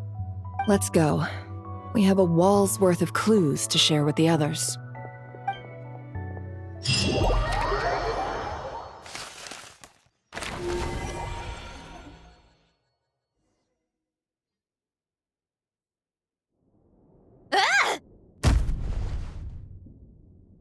It appears that the doctor's energy signature has changed to something similar to Kuvaki, but not like the Kuvaki we're used to. Nod-Krai's Kuvaki devices will only have a limited effect on it. I can see why you've chosen to place your hopes in alchemy instead. Also, I must say these books are rather profound. My subordinates just shipped them in from Fontaine. Some of them are from the Genshinimpact Ordo. Some are incident reports from Petrichor, and then there's a few test reports for these junk machines. Additionally, after some further scanning, I've discovered something extremely annoying. What's that? Teyvat's skies contain multiple moons. A long time ago, when I did my first scan, I detected 3, just as the legends say. But when I checked again just now, I detected 4 moons. So there's one extra? Yeah. Originally, I thought that if I could still find 3 moons, that would at least mean Columbina's still alive. But then it occurred to me that apart from the frost moon, Teyvat's moons are just husks. And husks surely shouldn't show up in the scan, since they're not alive. It's weird, isn't it? If we can't even distinguish between a dead and a living moon, how are we supposed to know whether a moon goddess is still alive? Or does this mean that the moon marrows are equivalent to the moons themselves? It's certainly possible. In which case, the 4th moon you detected may be Dottore artificial creation. So he wasn't bluffing. He really built his own moon marrow. Ugh! I'm so mad right now! It's easy to get overwhelmed when you have too much on your plate. Maybe you need to relax. Perhaps try going for a walk, or simply take a few deep breaths. Nothing can calm me down at a time like this. I need more time, and I need progress.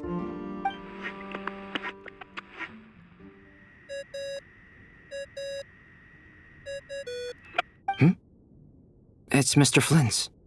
I really hate that ringing tone. Ugh. First the 4 orthants of the Genshinimpact, then moon marrows. Now what? Oh, sorry if we're disturbing you.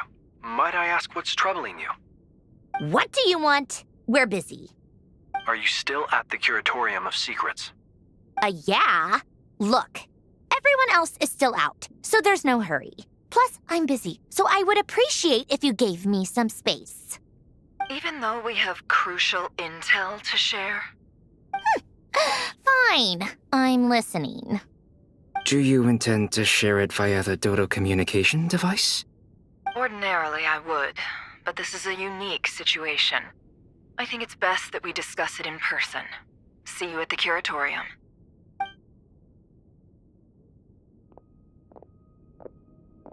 All right then. So, what's the situation? The rest of the team is still out working on their missions and evacuations, but we've decided to fill you in on the most crucial information first. Sandrone, you were right. Columbina is most likely still alive.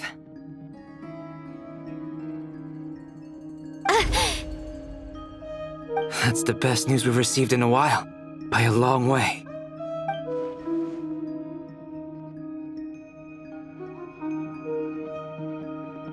Random locations.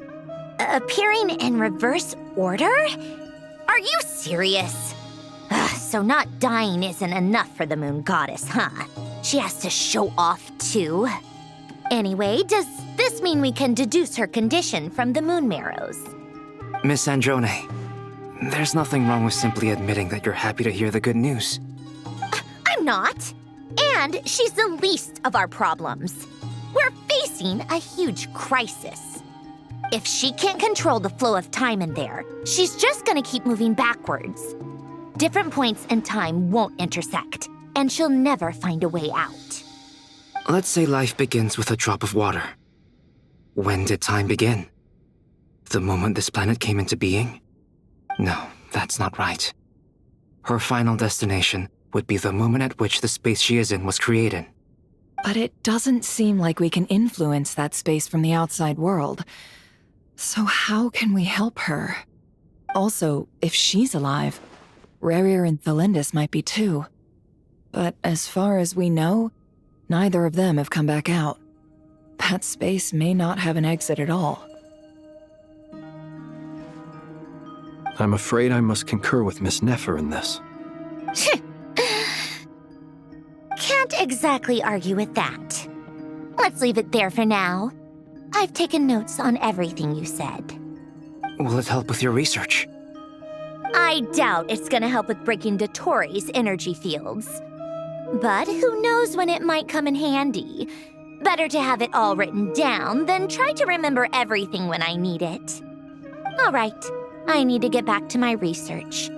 Mr. Albedo has made a lot of suggestions that will require my undivided attention. Sure, I'll stay here. I have things to work on.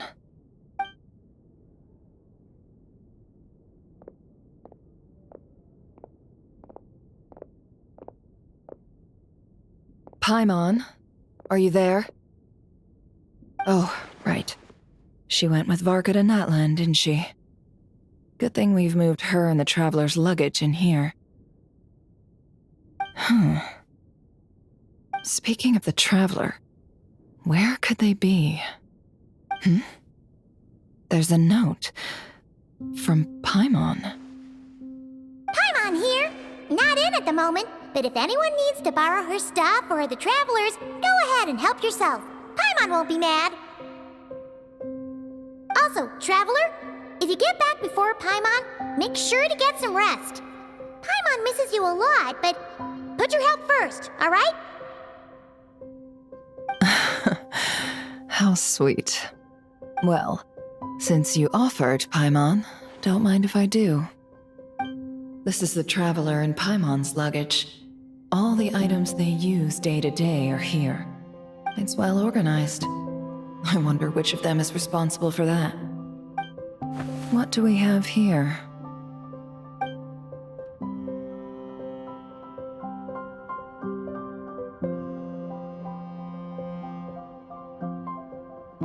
The camera captured a special moment that can only occur between people who are close to one another. You can really sense how the photographer feels about their subject. I wonder why this picture was placed outside. Is it because Paimon recently looked at it?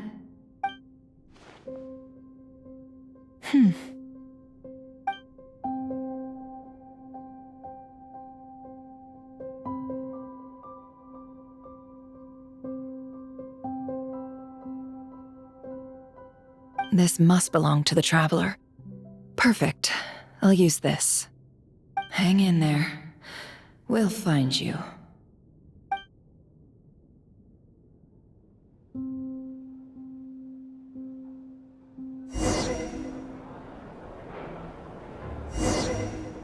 Polonia, search keyword world formula and bring me all relevant books.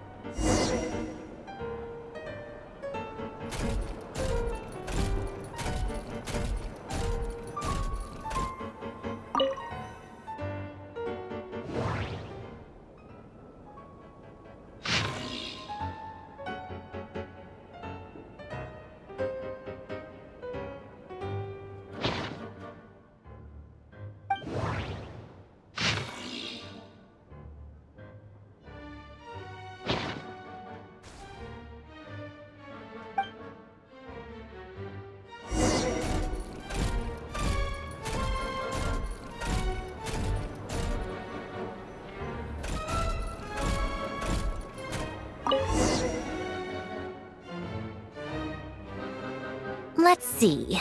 This one is on Tonki's sermon dictation concerning the apocalypse. I believe that the correct term for this is Fortuna. This was an ancient Romorian technology, a wisdom unparalleled. I never imagined that Romorian ideas would be so similar to the diagram I have named, the world formula. This is strong evidence that human civilization should gradually shed possibilities as it continues to explore and evolve. The end of humankind may well be upon us right now.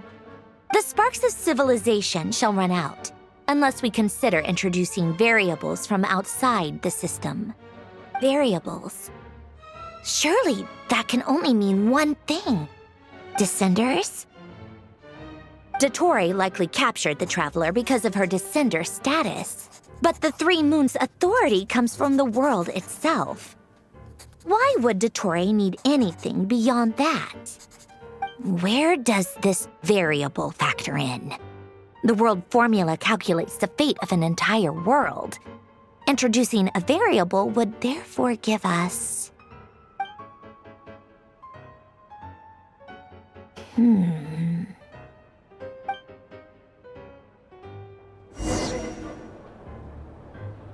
Polonia, search keyword pathway and bring me all relevant books.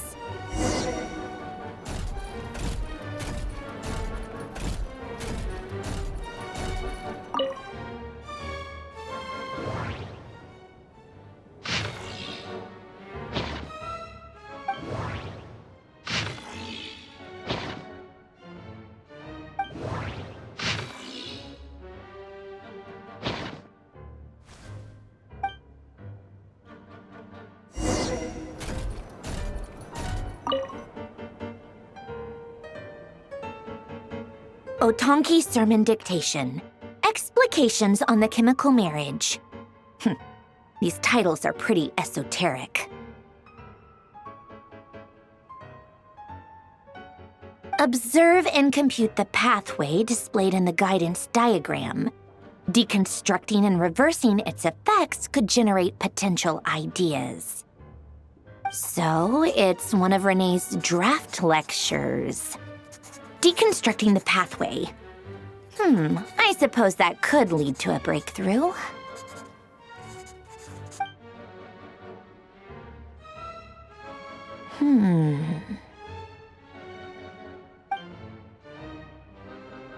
This is so long. This guy sure loves showing off his knowledge.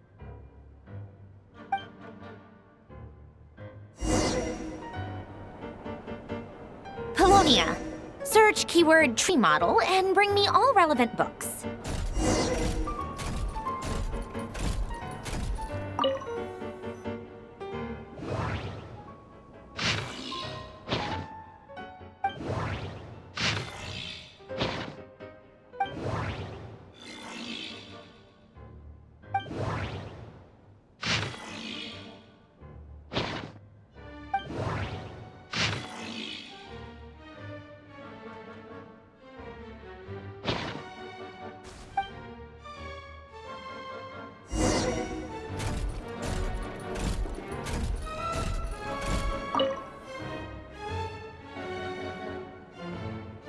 Most of the experimental devices proposed by the Lilia Crucis Ordo are built based on the simple and basic logical structure of a tree model.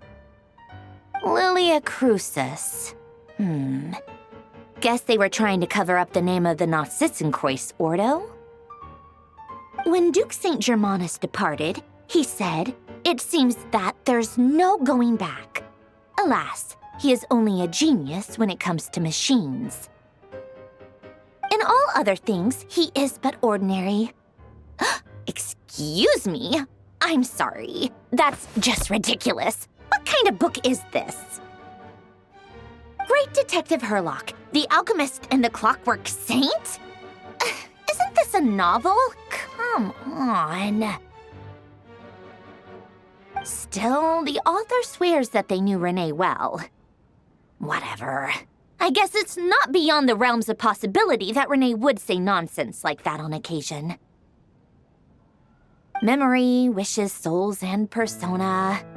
Frankly, this sounds more like occultism, but if Albedo vouches for it, I suppose there must be some alchemical basis to these techniques.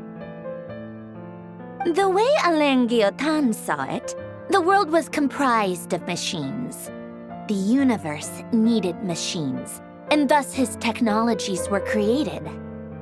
That's why I was born. Renee, his full name was René de Petrichor, if I recall correctly. Sounds like he and the town must be intricately connected.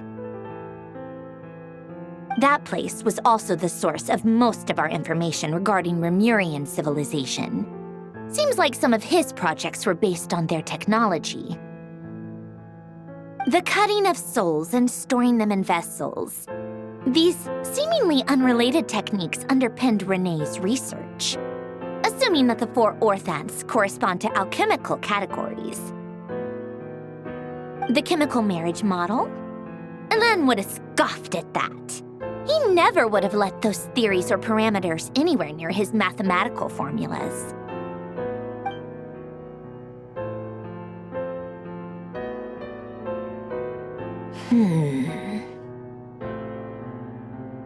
What was Alain's view on Renee? I know he mentioned the name, albeit very rarely. Oh, now I remember. Alain's old notes are here too. They mentioned Renee once. Renee seemed most out of sorts when he spoke to me. A lack of sweet foods has dulled his mind, I should think. Either way, his words are not to be believed. Yep, that sounds like Alain. My subordinates actually did a half-decent job digging out all these materials. Makes a change. Good for them. Some of Alain's old files are completely consistent with these records. He must have gotten them from the Tower of Gestalt. I never knew he got his hands on Renee's records that early.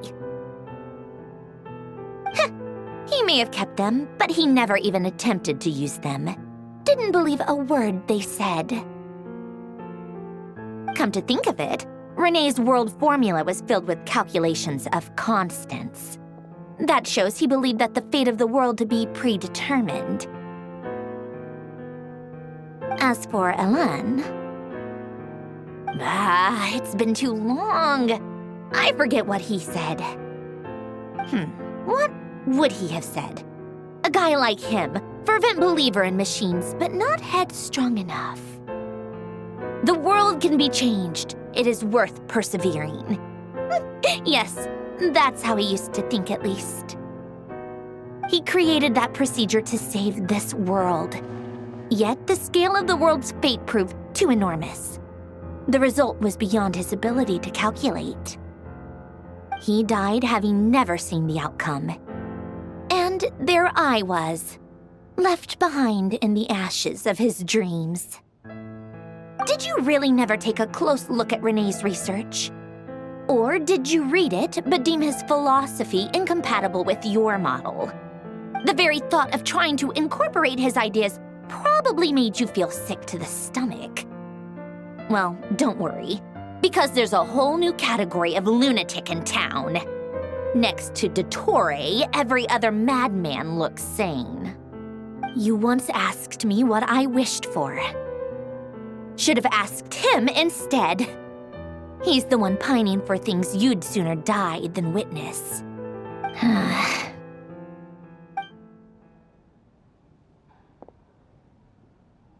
Even the tiniest variable can make big waves in the present. Now then, allow me to put these incompatible fragments together in your stead. First, establish and verify the existence of the Great Circle. Absolute nihil on one end, absolute reality on the other. Now, search between these two extremes. Then, the construction criteria. Variables. The sparks of civilization shall run out unless we consider introducing variables from outside the system. Input variables. Traverse the world, space-time, and civilization. Then extract the essential nodes from the records to determine which variables they point to. The primordial power that differentiated itself from the void. The power of light. Yes, light. Records. Hyperborea. This is horrendously complicated. After all that, I'm still missing a few variables. I need to think this through again. How do you think it looks, Polonia? Like the frenzied scrawlings of a madwoman? Fine, keep it to yourself. It's not like you can talk anyway. I'll assume you gave it a passing grade. I jest. But true madness does often start with trying to save the world.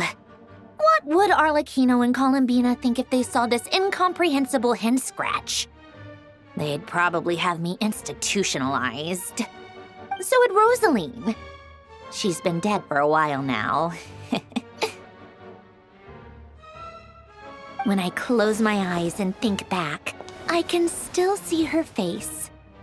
And that enormous dress she used to wear. Such a bizarre choice. What possessed her? Oh, and the clack-clack of those heels used to drive me insane. No one's asking me, obviously, but I hope you all know that I never wanted to save the world. I'm not crazy. I don't have delusional ambitions, and that's a clinical fact. The world needs a solution, but I don't need the world's validation. It's the world begging me for answers, not the other way around.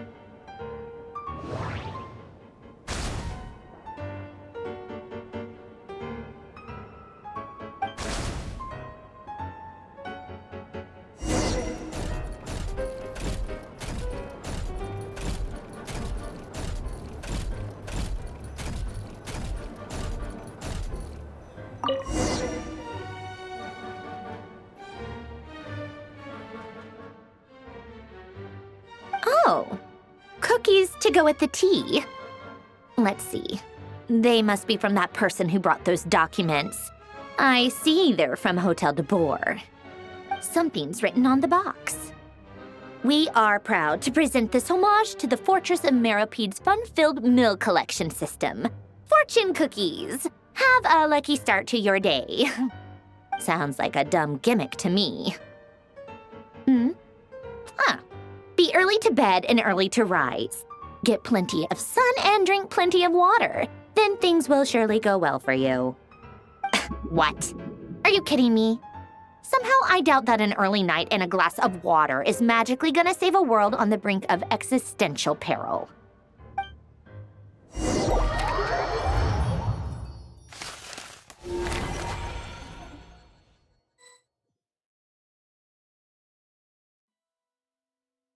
Lady Arlecchino, word has reached us that Lady Marionette's troops are all in position. They are ready to act as soon as the order is given. Excellent. The only thing is, they are fewer in number than we expected. It looks like many of them must have lost their lives at the hand of the monsters released by the Doctor. Can't be helped. Allow them to join our ranks and keep in contact. As you wish.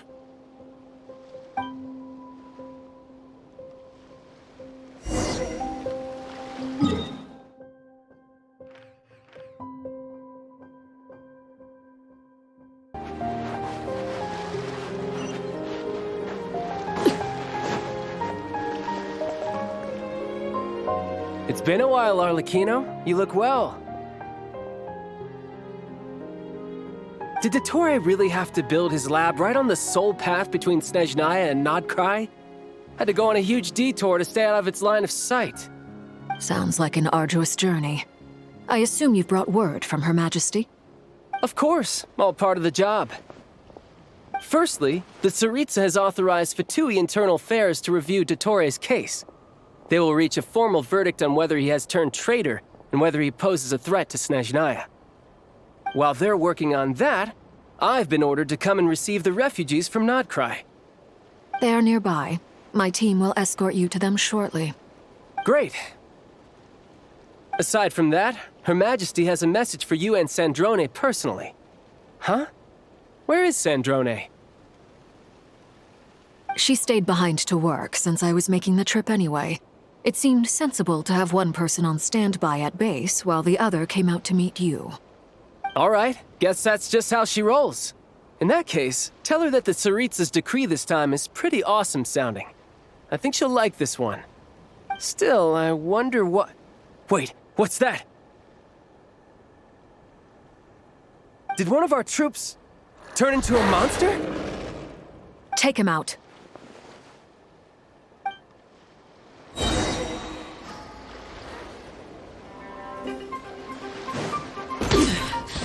Pitiful. Transfixed. I can't believe it. He was a living, breathing human one moment, and the next...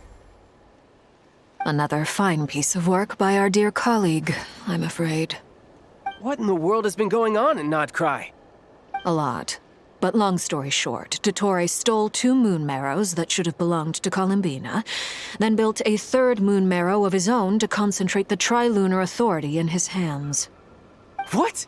What do you mean he built a moon marrow? People build roads and houses, not moon marrows. What's his next DIY project? He's gonna build a god?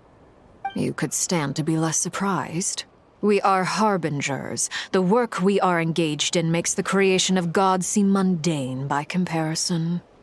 I tell everyone who asks that you once crossed swords with Rex Lapis while serving as a key supporter for Rosaline's plan. But right now, you're acting like a common adventurer. Thanks for speaking up for me. Those 2 really took me for a ride back then. Then again, surely no common adventurer would manage to get tangled up with them the way I did. That's gotta count in my favor, right? It almost sounds like you wish to repeat the experience. I might have to lower my opinion of you. No. I'll stop talking. Please, go on. Dottore is currently still experimenting with his newfound power in ways that continue to corrode the outside world. As for the human mutation, I believe this is simply a consequence of his experiments, and not a strategic move. That radiant beast was once a subordinate of Sandrone's.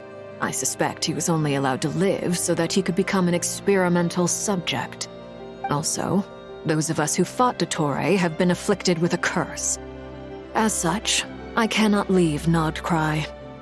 This is so much worse than I thought. No wonder Her Majesty's decree is so extreme. While these exceptional circumstances persist, the Harbingers are hereby authorized to use unilateral executive powers.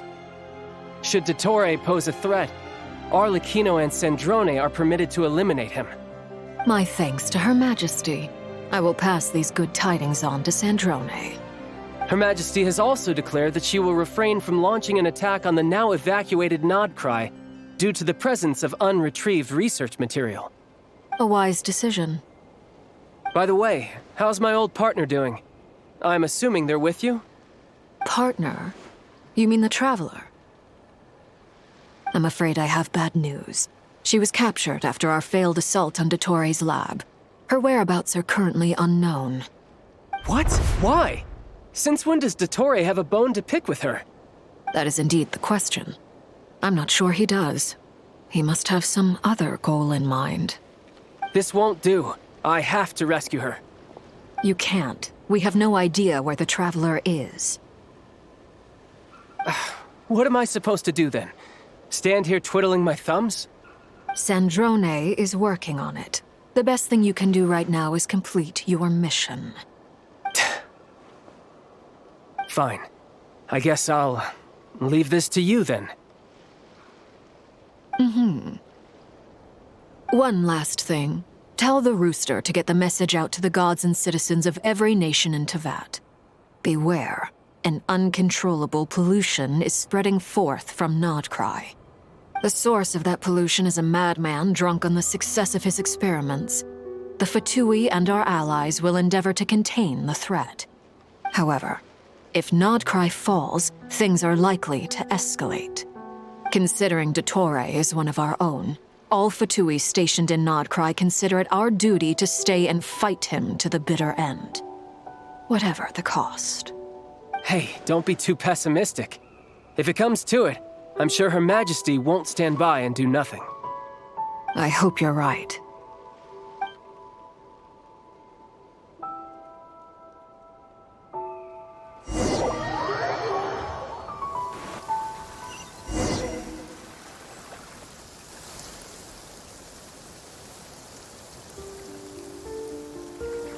You're right on time. Thanks. Hey, do you think I'll get that gliding exam exemption? I made sure I was on my best behavior in Mondstadt. I landed well outside the city and walked in through the gates. I'll help you apply, don't worry. For now, let's see what we have here. What are the Doctor's energy fields even made from? The usual attract and repel principles that govern Kuvaki don't seem to apply to them. They are very mysterious, but ultimately, they appear to be comprised of energies from the three realms. Thanks to research by Master in the Hexen Circle, we know that Teyvat's 7 elements are derived from the more primordial power of the Light Realm, which is antagonistic with the power of the Void Realm. Since you have the power of the Dragon Durin within you, I'm sure you can already tell that this energy field contains no abyssal energy. That's true. It's not abyssal energy. It's something pure, wild, and untamed. I've been thinking about something. Do you still remember the device that Dory supplied from the Academia when you and Miss Columbina fought Rarier? That was one of the most marvelous feats of ingenuity I've ever seen. The design, the craftsmanship, the material selection. I couldn't fault any of it. Not to mention the operating principles. Surely the most ingenious feature of all. Dory didn't go into detail on how it functions, but I have a working theory. The clue was that Miss Columbina was somehow able to use the pyro energy that you provided, despite the fact that, as a moon goddess, she should only be able to use Light Realm energy in principle. Now, all elemental energy is, of course, derived from Light Realm energy to begin with. Hence, I suspect that the device works by restoring elemental energy to its original state. This presumes a theoretical model of the 7 elements akin to that of light refracted through a prism. Perhaps it is no mere analogy. Maybe there is indeed a prism in this model. I almost wonder if the idea for the device was conceived based on direct observations of said prism. It would explain how such an ironclad design concept was achieved. It is at once a masterwork of engineering and a groundbreaking application of the Academia's latest elemental theories. I suspect only Lesser Lord Kusanali herself could have devised such an ambitious technology. But back to the energy field before us. If this is pure Light Realm energy, its relation to elemental energy is one of integration versus division. Or you could say that the former contains the latter. Could this mean that elemental energy can dilute the power of the Light Realm? Should we give it a try? we should.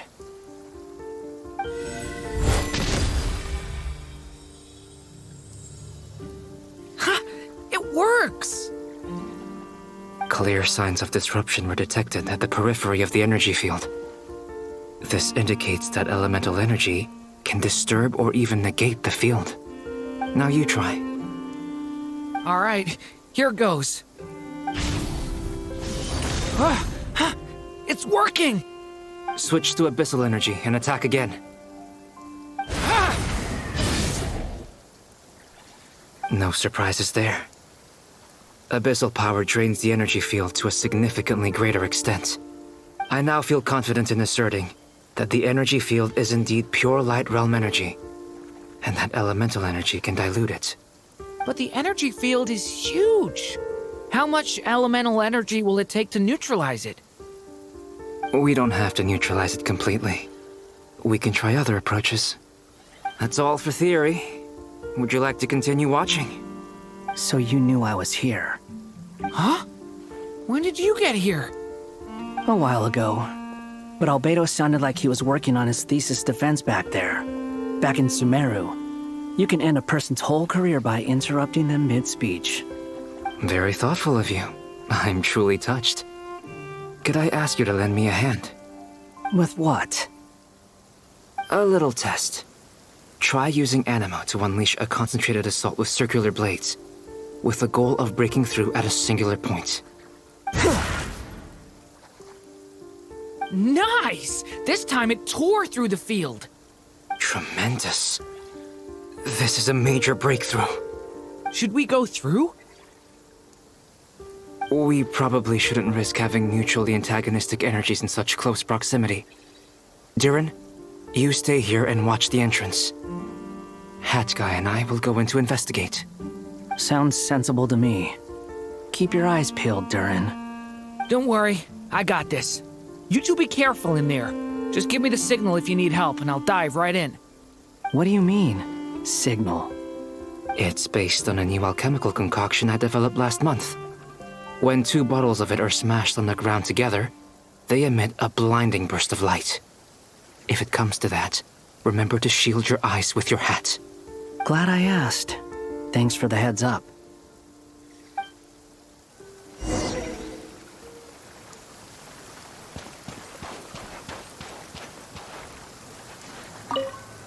Like I thought.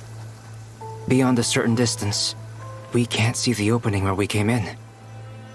Maybe that's to prevent people from escaping.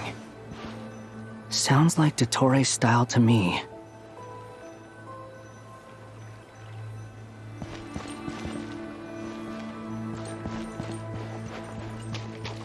Not much has changed. Things are basically the same here as they were before the energy field appeared.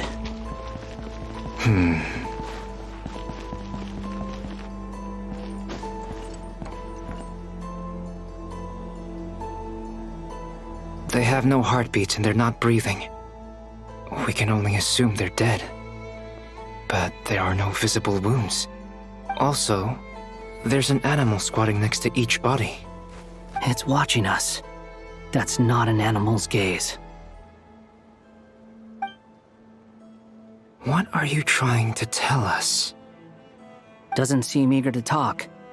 I guess maybe it's just an animal after all. Let's keep looking around.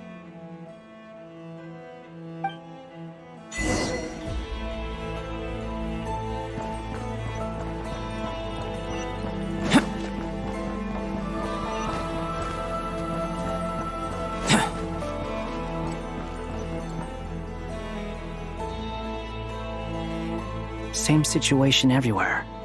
Not a living soul in sight. Just countless bodies with animals standing watch over them. Well, I think we can safely rule out the possibility that they're all pets.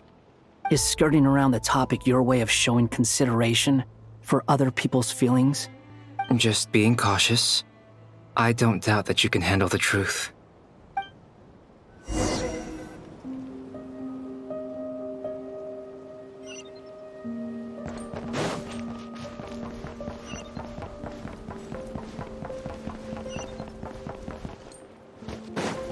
Careful.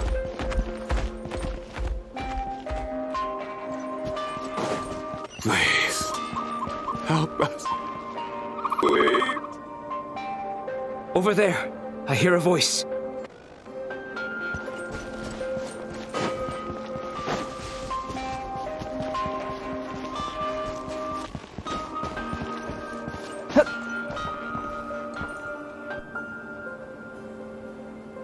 Please. Help us. Please. What happened here? I don't know. Suddenly, everyone collapsed. Then my line of sight got lower. I still have some of my senses left. I gotta get out of here.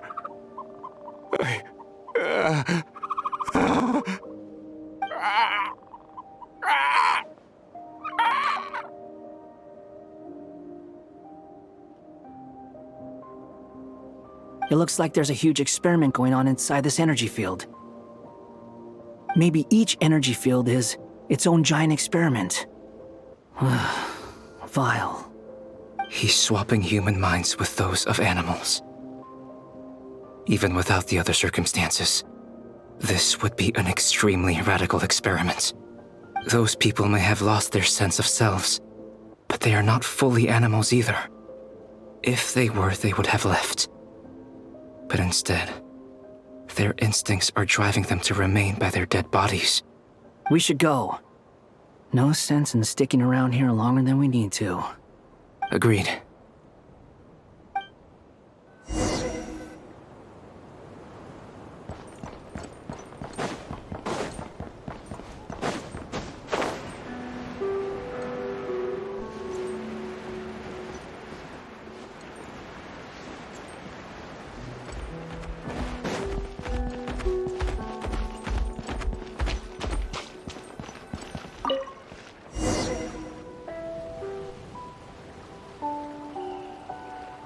You're back! Everything okay? We saw some things that take a strong stomach. Otherwise, we're fine. We should share our findings with the others.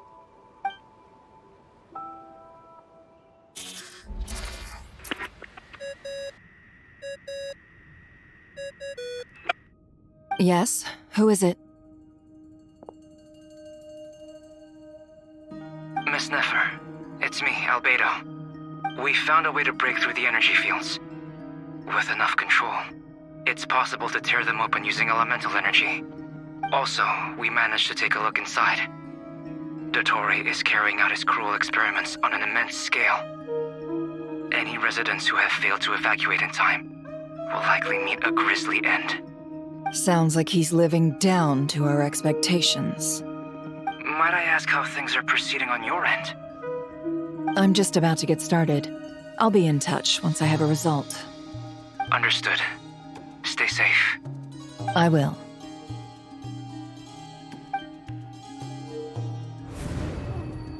Well, Nefer, I'll link up with you once my tasks are complete.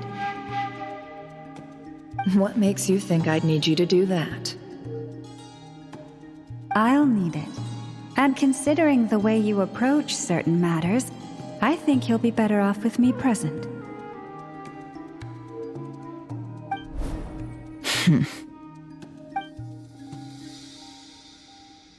Let's begin. Entering simulation mode. A vast wasteland. Is this the Traveler's inner world? I was expecting something more vibrant, to be honest. Wait, someone's there. What are you looking at? In that case, I'll look at it with you.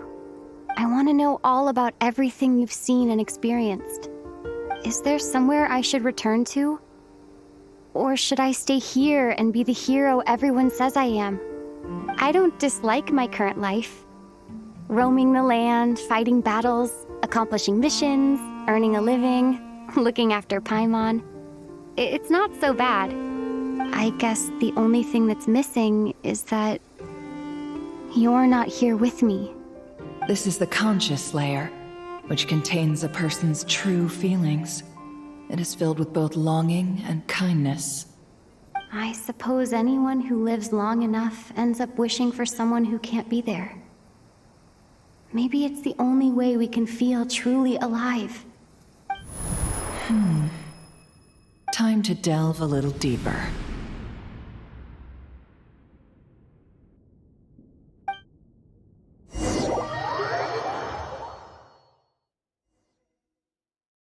Nasha Town is hardly the optimal choice for a place to live, but it has character and a reasonable population density.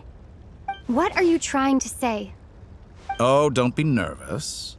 I was just thinking where might make a good starting point for your journey. Perhaps I should send you further afield. Conria, perhaps. Conria ceased to exist long ago. Once again, you fail to understand the possibilities that the Tri-Lune creates. Anything that has existed in the past, I can now recreate.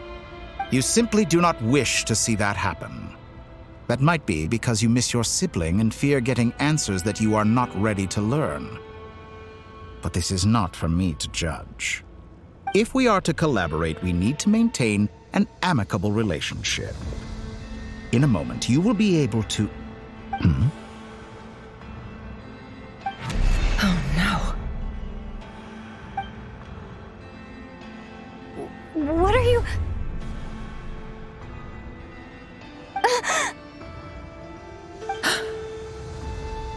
What are you gonna do? Don't move. Something unwanted has crept into... Oh? Gone as quickly as it came.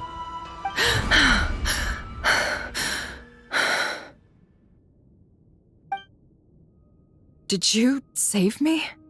If I hadn't cut the connection, Dottore might have caught you from the other side and destroyed you. This was a good idea, but once is plenty. You were exceptionally brave. Excellent work. Thanks, but now's not the time for that.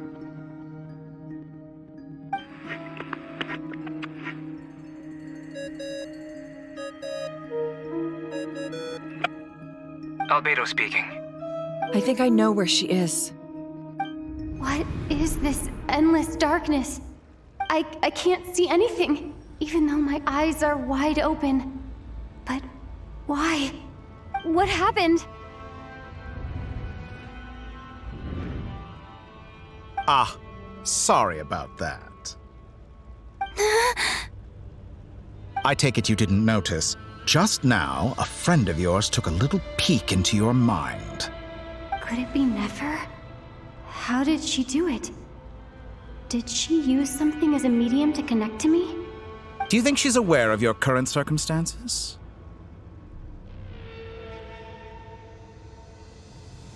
Oh dear. Have I stunned you into silence? I only wanted to slow down your time a little so I could stop your intruder in her tracks. It would have been nice to capture the spy. I must say, I'm finding the ability to adjust the flow of time rather intriguing. The moment you closed your eyes, time seemed to grow impossibly viscous, didn't it? A whole month passed before you opened your eyes again, but only for you. No one else was affected. I dare say this is something only a god can achieve. Point taken. You've proven once again that you have god-tier powers. Oh, you misunderstand. This wasn't about proving a point. I was testing things out. I find I learn best by doing, and I have to admit, time is not the easiest dimension to control. I only wanted to make you sleep for a short while, but it ended up lasting a whole month. Clearly some finesse is required to wield the authority over time as I wish. I hope you're not angry with me. It was only a month's discrepancy, nothing too serious. Had I been off by a year, a decade, or even a century, that would have been quite a different story. You could have frozen me for millions of years. So much for collaboration. You aren't showing much sincerity. Millions of years? To what end? I wonder if you don't understand humans all that well. They are very pragmatic creatures who understand only that which they can perceive with their senses. If I had you sit here for a week, I imagine people might sympathize. But if I left you here for 100, 1,000, or 10,000 years, the sheer size of that number would cause it to lose all meaning to them. They would not have the capacity to comprehend your suffering, and thus they could not empathize. Unfortunately, while gods do exist in Teyvat, it is ordinary humans that account for most of the population. Their lifespans are so limited, their bodies so fragile. Did you ever really hope that they could begin to understand someone like you?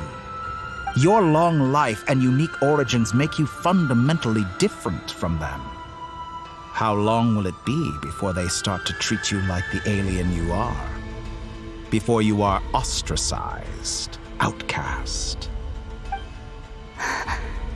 Alien. Even I feel bad for you sometimes. This world has made you into a slave. So many times you have served its will, and not once have the powers that be ever thought to grant you the one simple thing you wish for. You have been treated most unfairly. I can change that. I will grant you special privileges and give you back the status you rightly deserve as a descender.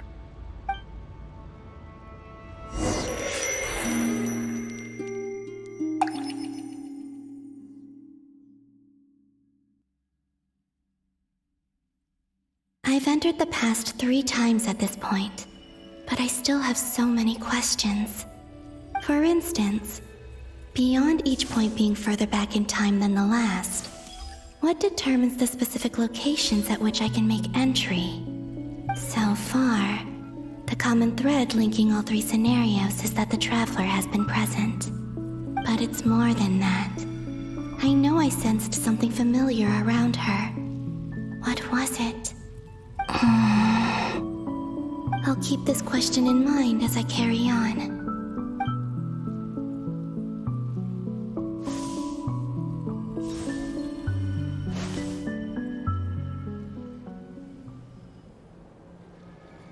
Humans, you never change. Always trying to use powers you neither comprehend nor control. This looks like Star Sand Shoal.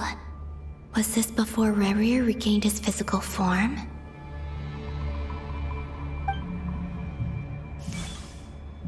You've messed with the cannon again, huh? Sorry, but this round's not gonna go your way. The cannon. That's right. I was at Silvermoon Hall and I sensed an abnormal Kuvaki fluctuation coming from Nasha Town. And right after that, came an ominous power emanating from Star Sand Shoal. My body was once torn into countless pieces and hurled into the swirling chaos of time itself. But even so, my life and will were not extinguished. I wonder if I could try to prevent his resurrection. But how would I do it? What can I do, here and now? Traveler! Behind you! Look at that light!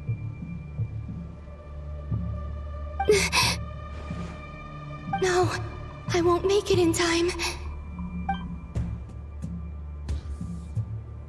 She's using the Kuvaki shield like I taught her.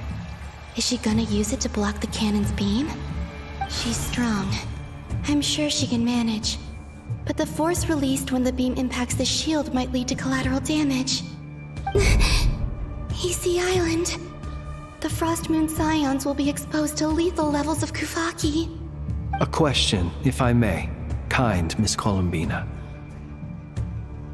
When the cannon's Kuvaki beam was deflected earlier, I saw several bolts of energy streak toward Hisi Island, only to be blocked.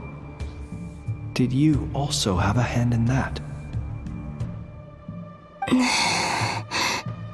Maybe that really was me after all. Well, future me.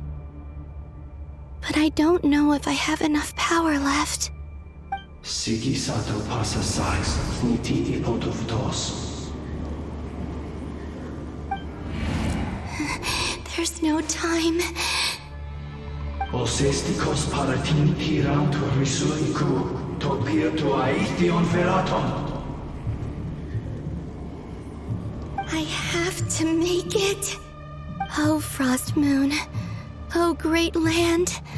Oh, slumbering moonlight of Nod-Krai. If you can hear me, if you can sense my call, then please, heed me once more!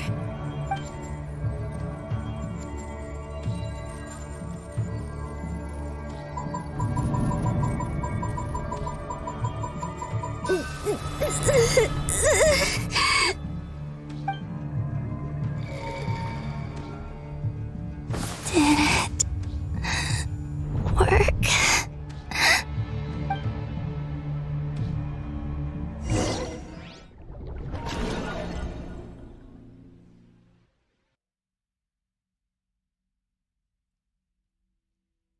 Hey, wake up.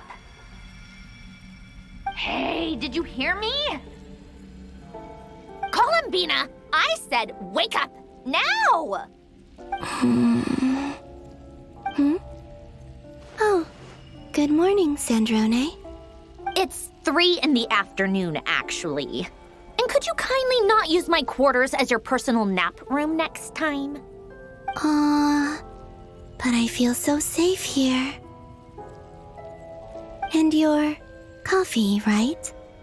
It's so bitter, but it smells lovely. It's like you were raised by wolves in a forest or something. What did you drink growing up? Grass tea? The Frost Moon Scions certainly led a more frugal existence than the Fatui. Then I'll bet you've never eaten one of these before. It smells delicious. That's because it's a Fontanian recipe. I had a little free time today, so I made a batch. Rosaline will be here shortly, but if you really can't wait, I guess you can go ahead and... Hey, at least let me finish before you start eating! Did the Frost Moon Scions not teach you basic table manners? Or did the rules not apply to you because you're the high and mighty moon goddess? These are so tasty. Of course they are. I made them. I was worried they might contain traces of machine oil. What?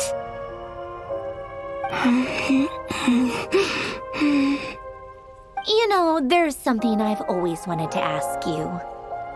Why did you leave your old home and join the Fatui?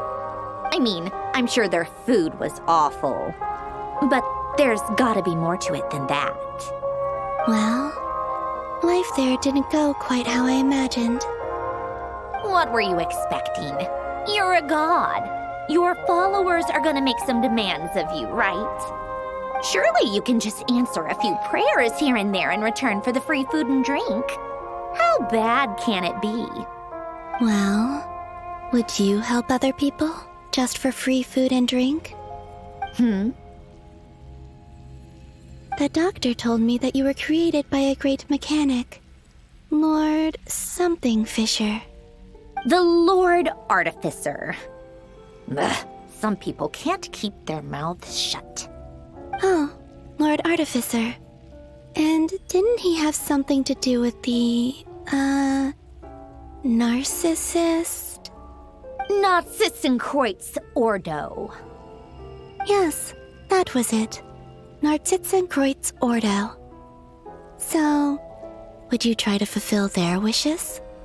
You must be joking. I wouldn't go even if they paid me. I don't even know them. Exactly. Well, I felt the same way. I did not know the people who made demands of me. What do you know? We're on the same page for once. In his later years, Elen did ask me if there was anything I wanted to do. If I had any wishes of my own. Well, I don't. And I'm not in any mood to fulfill someone else's either. Who's Alain? He was the... You know what? Never mind. you're not gonna remember. Anyway, the point I'm trying to make is, neither of us is the self-sacrificing type. Let me ask you this. What sort of place would you like to live in, if you could choose? A place where people don't ask me for things I cannot give them. Where they don't worship me, or fear me, but just want to chat with me like a normal person. I'd also like the freedom to come and go as I please. And ideally, it would be somewhere with the smell of coffee and snacks. Not to burst your bubble, but no such place exists in the world. Now, take your snacks and scram.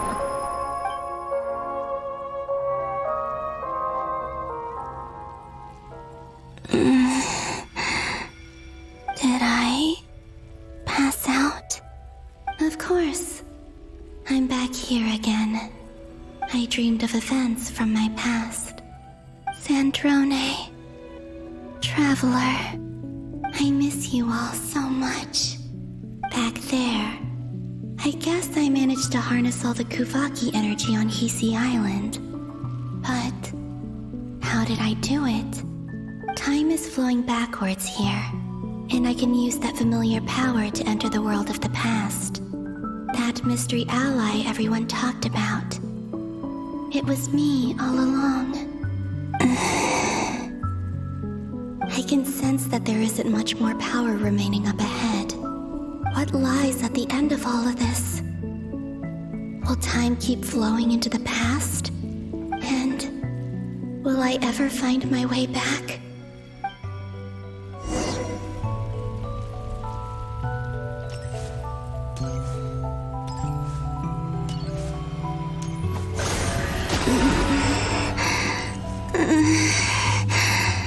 It's getting harder and harder to use my power.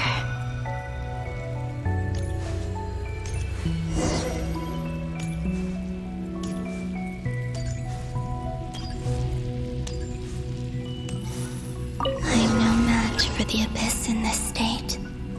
I need to avoid the contaminated fragments.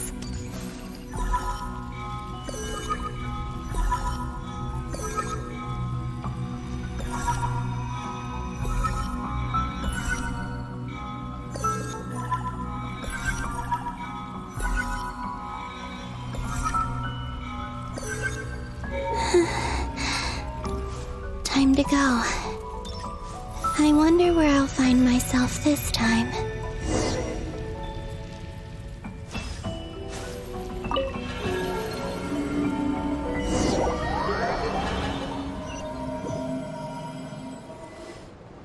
The Final Night Cemetery. This is where Flint's is based. Or not! How are we supposed to read through this many files?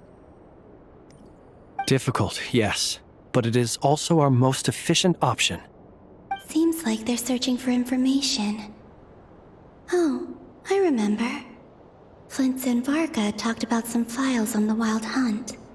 Was this my doing too? To expose the true intentions of this Rarir, we need to dive into Nod-Krai's history.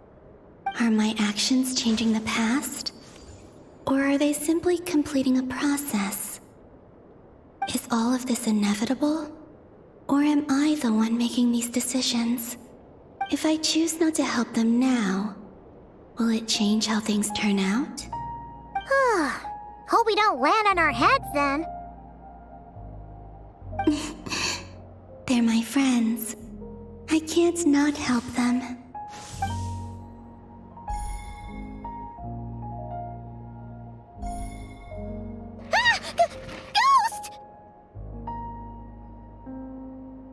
And the other one was... here. Hey! Another file's moving!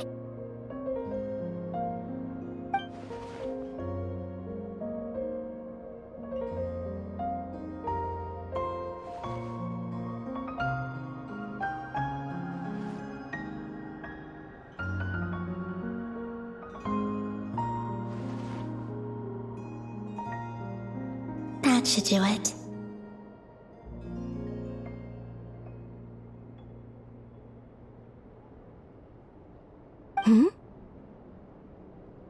Luanatar?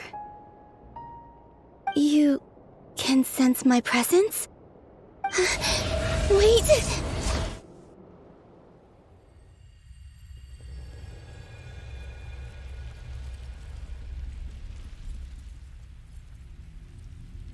Luanatar. So she's that familiar presence I've been sensing all along. She's always been by the Traveler's side. That explains why the Traveler has been there each time I've entered the past. But why Luanatar? Is it because she has a connection to me as the Moon Goddess's familiar? If so, why not any other Kuhenki? That's...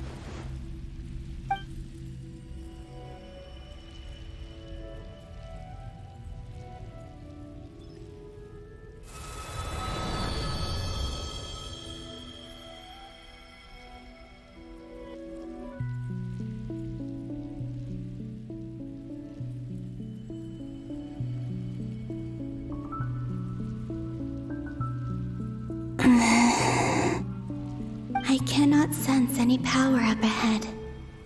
Just a void, stretching out into infinity. This is likely my final chance to enter the past. It's now or never. I have to find a way back.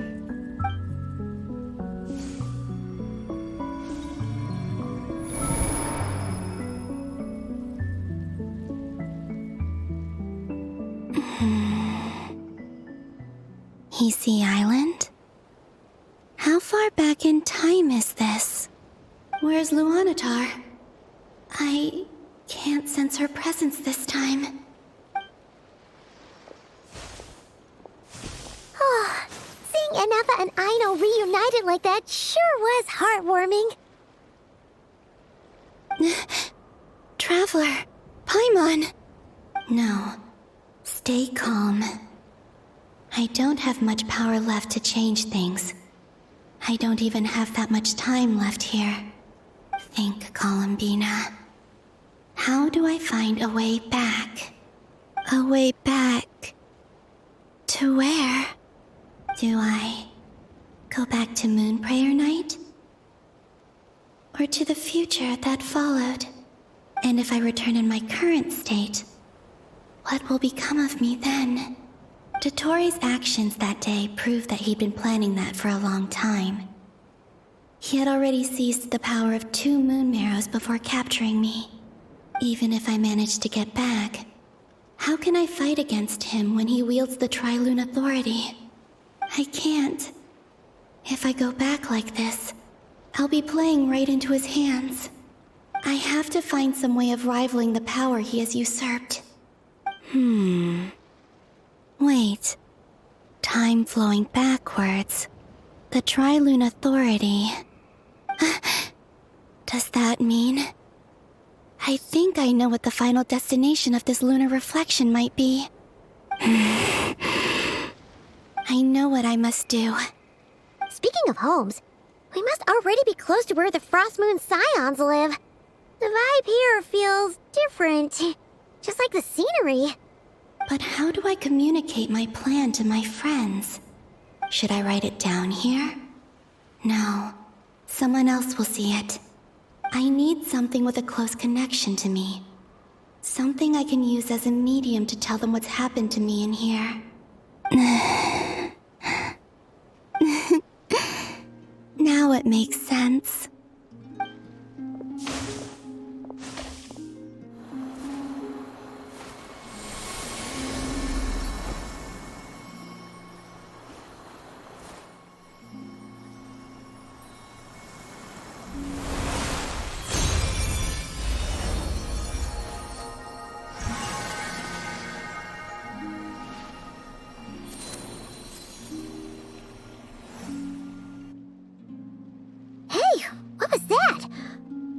Some sort of breeze blew by, and then the petals suddenly turned into...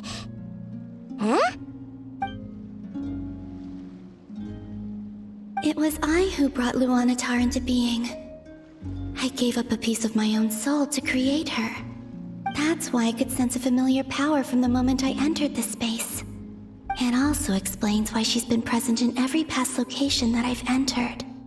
Because we have a deep connection. Hey there! What's your name? And the reason why there are no more gates to the past after this point is that Luanatar hadn't been born then. No wonder I sensed the trace of a blessing when we first met. But I still didn't recognize the soul hidden within you. Back then, I was just a little lost dove. I had yet to become Columbina Hyposelenia. Go on now. We've got stuff to do. Best you find someone else to hang out with. Hey, you scared it off. I'll be counting on you. Remember to stay by the traveler's side, guide her, and help her in my stead. Oh, and bring her to the garden where the moon prayer blossoms grow. There's a little lost dove there who will need her help.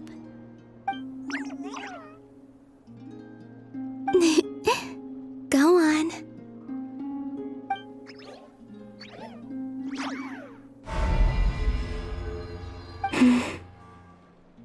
You too. Go and live your story. As for mine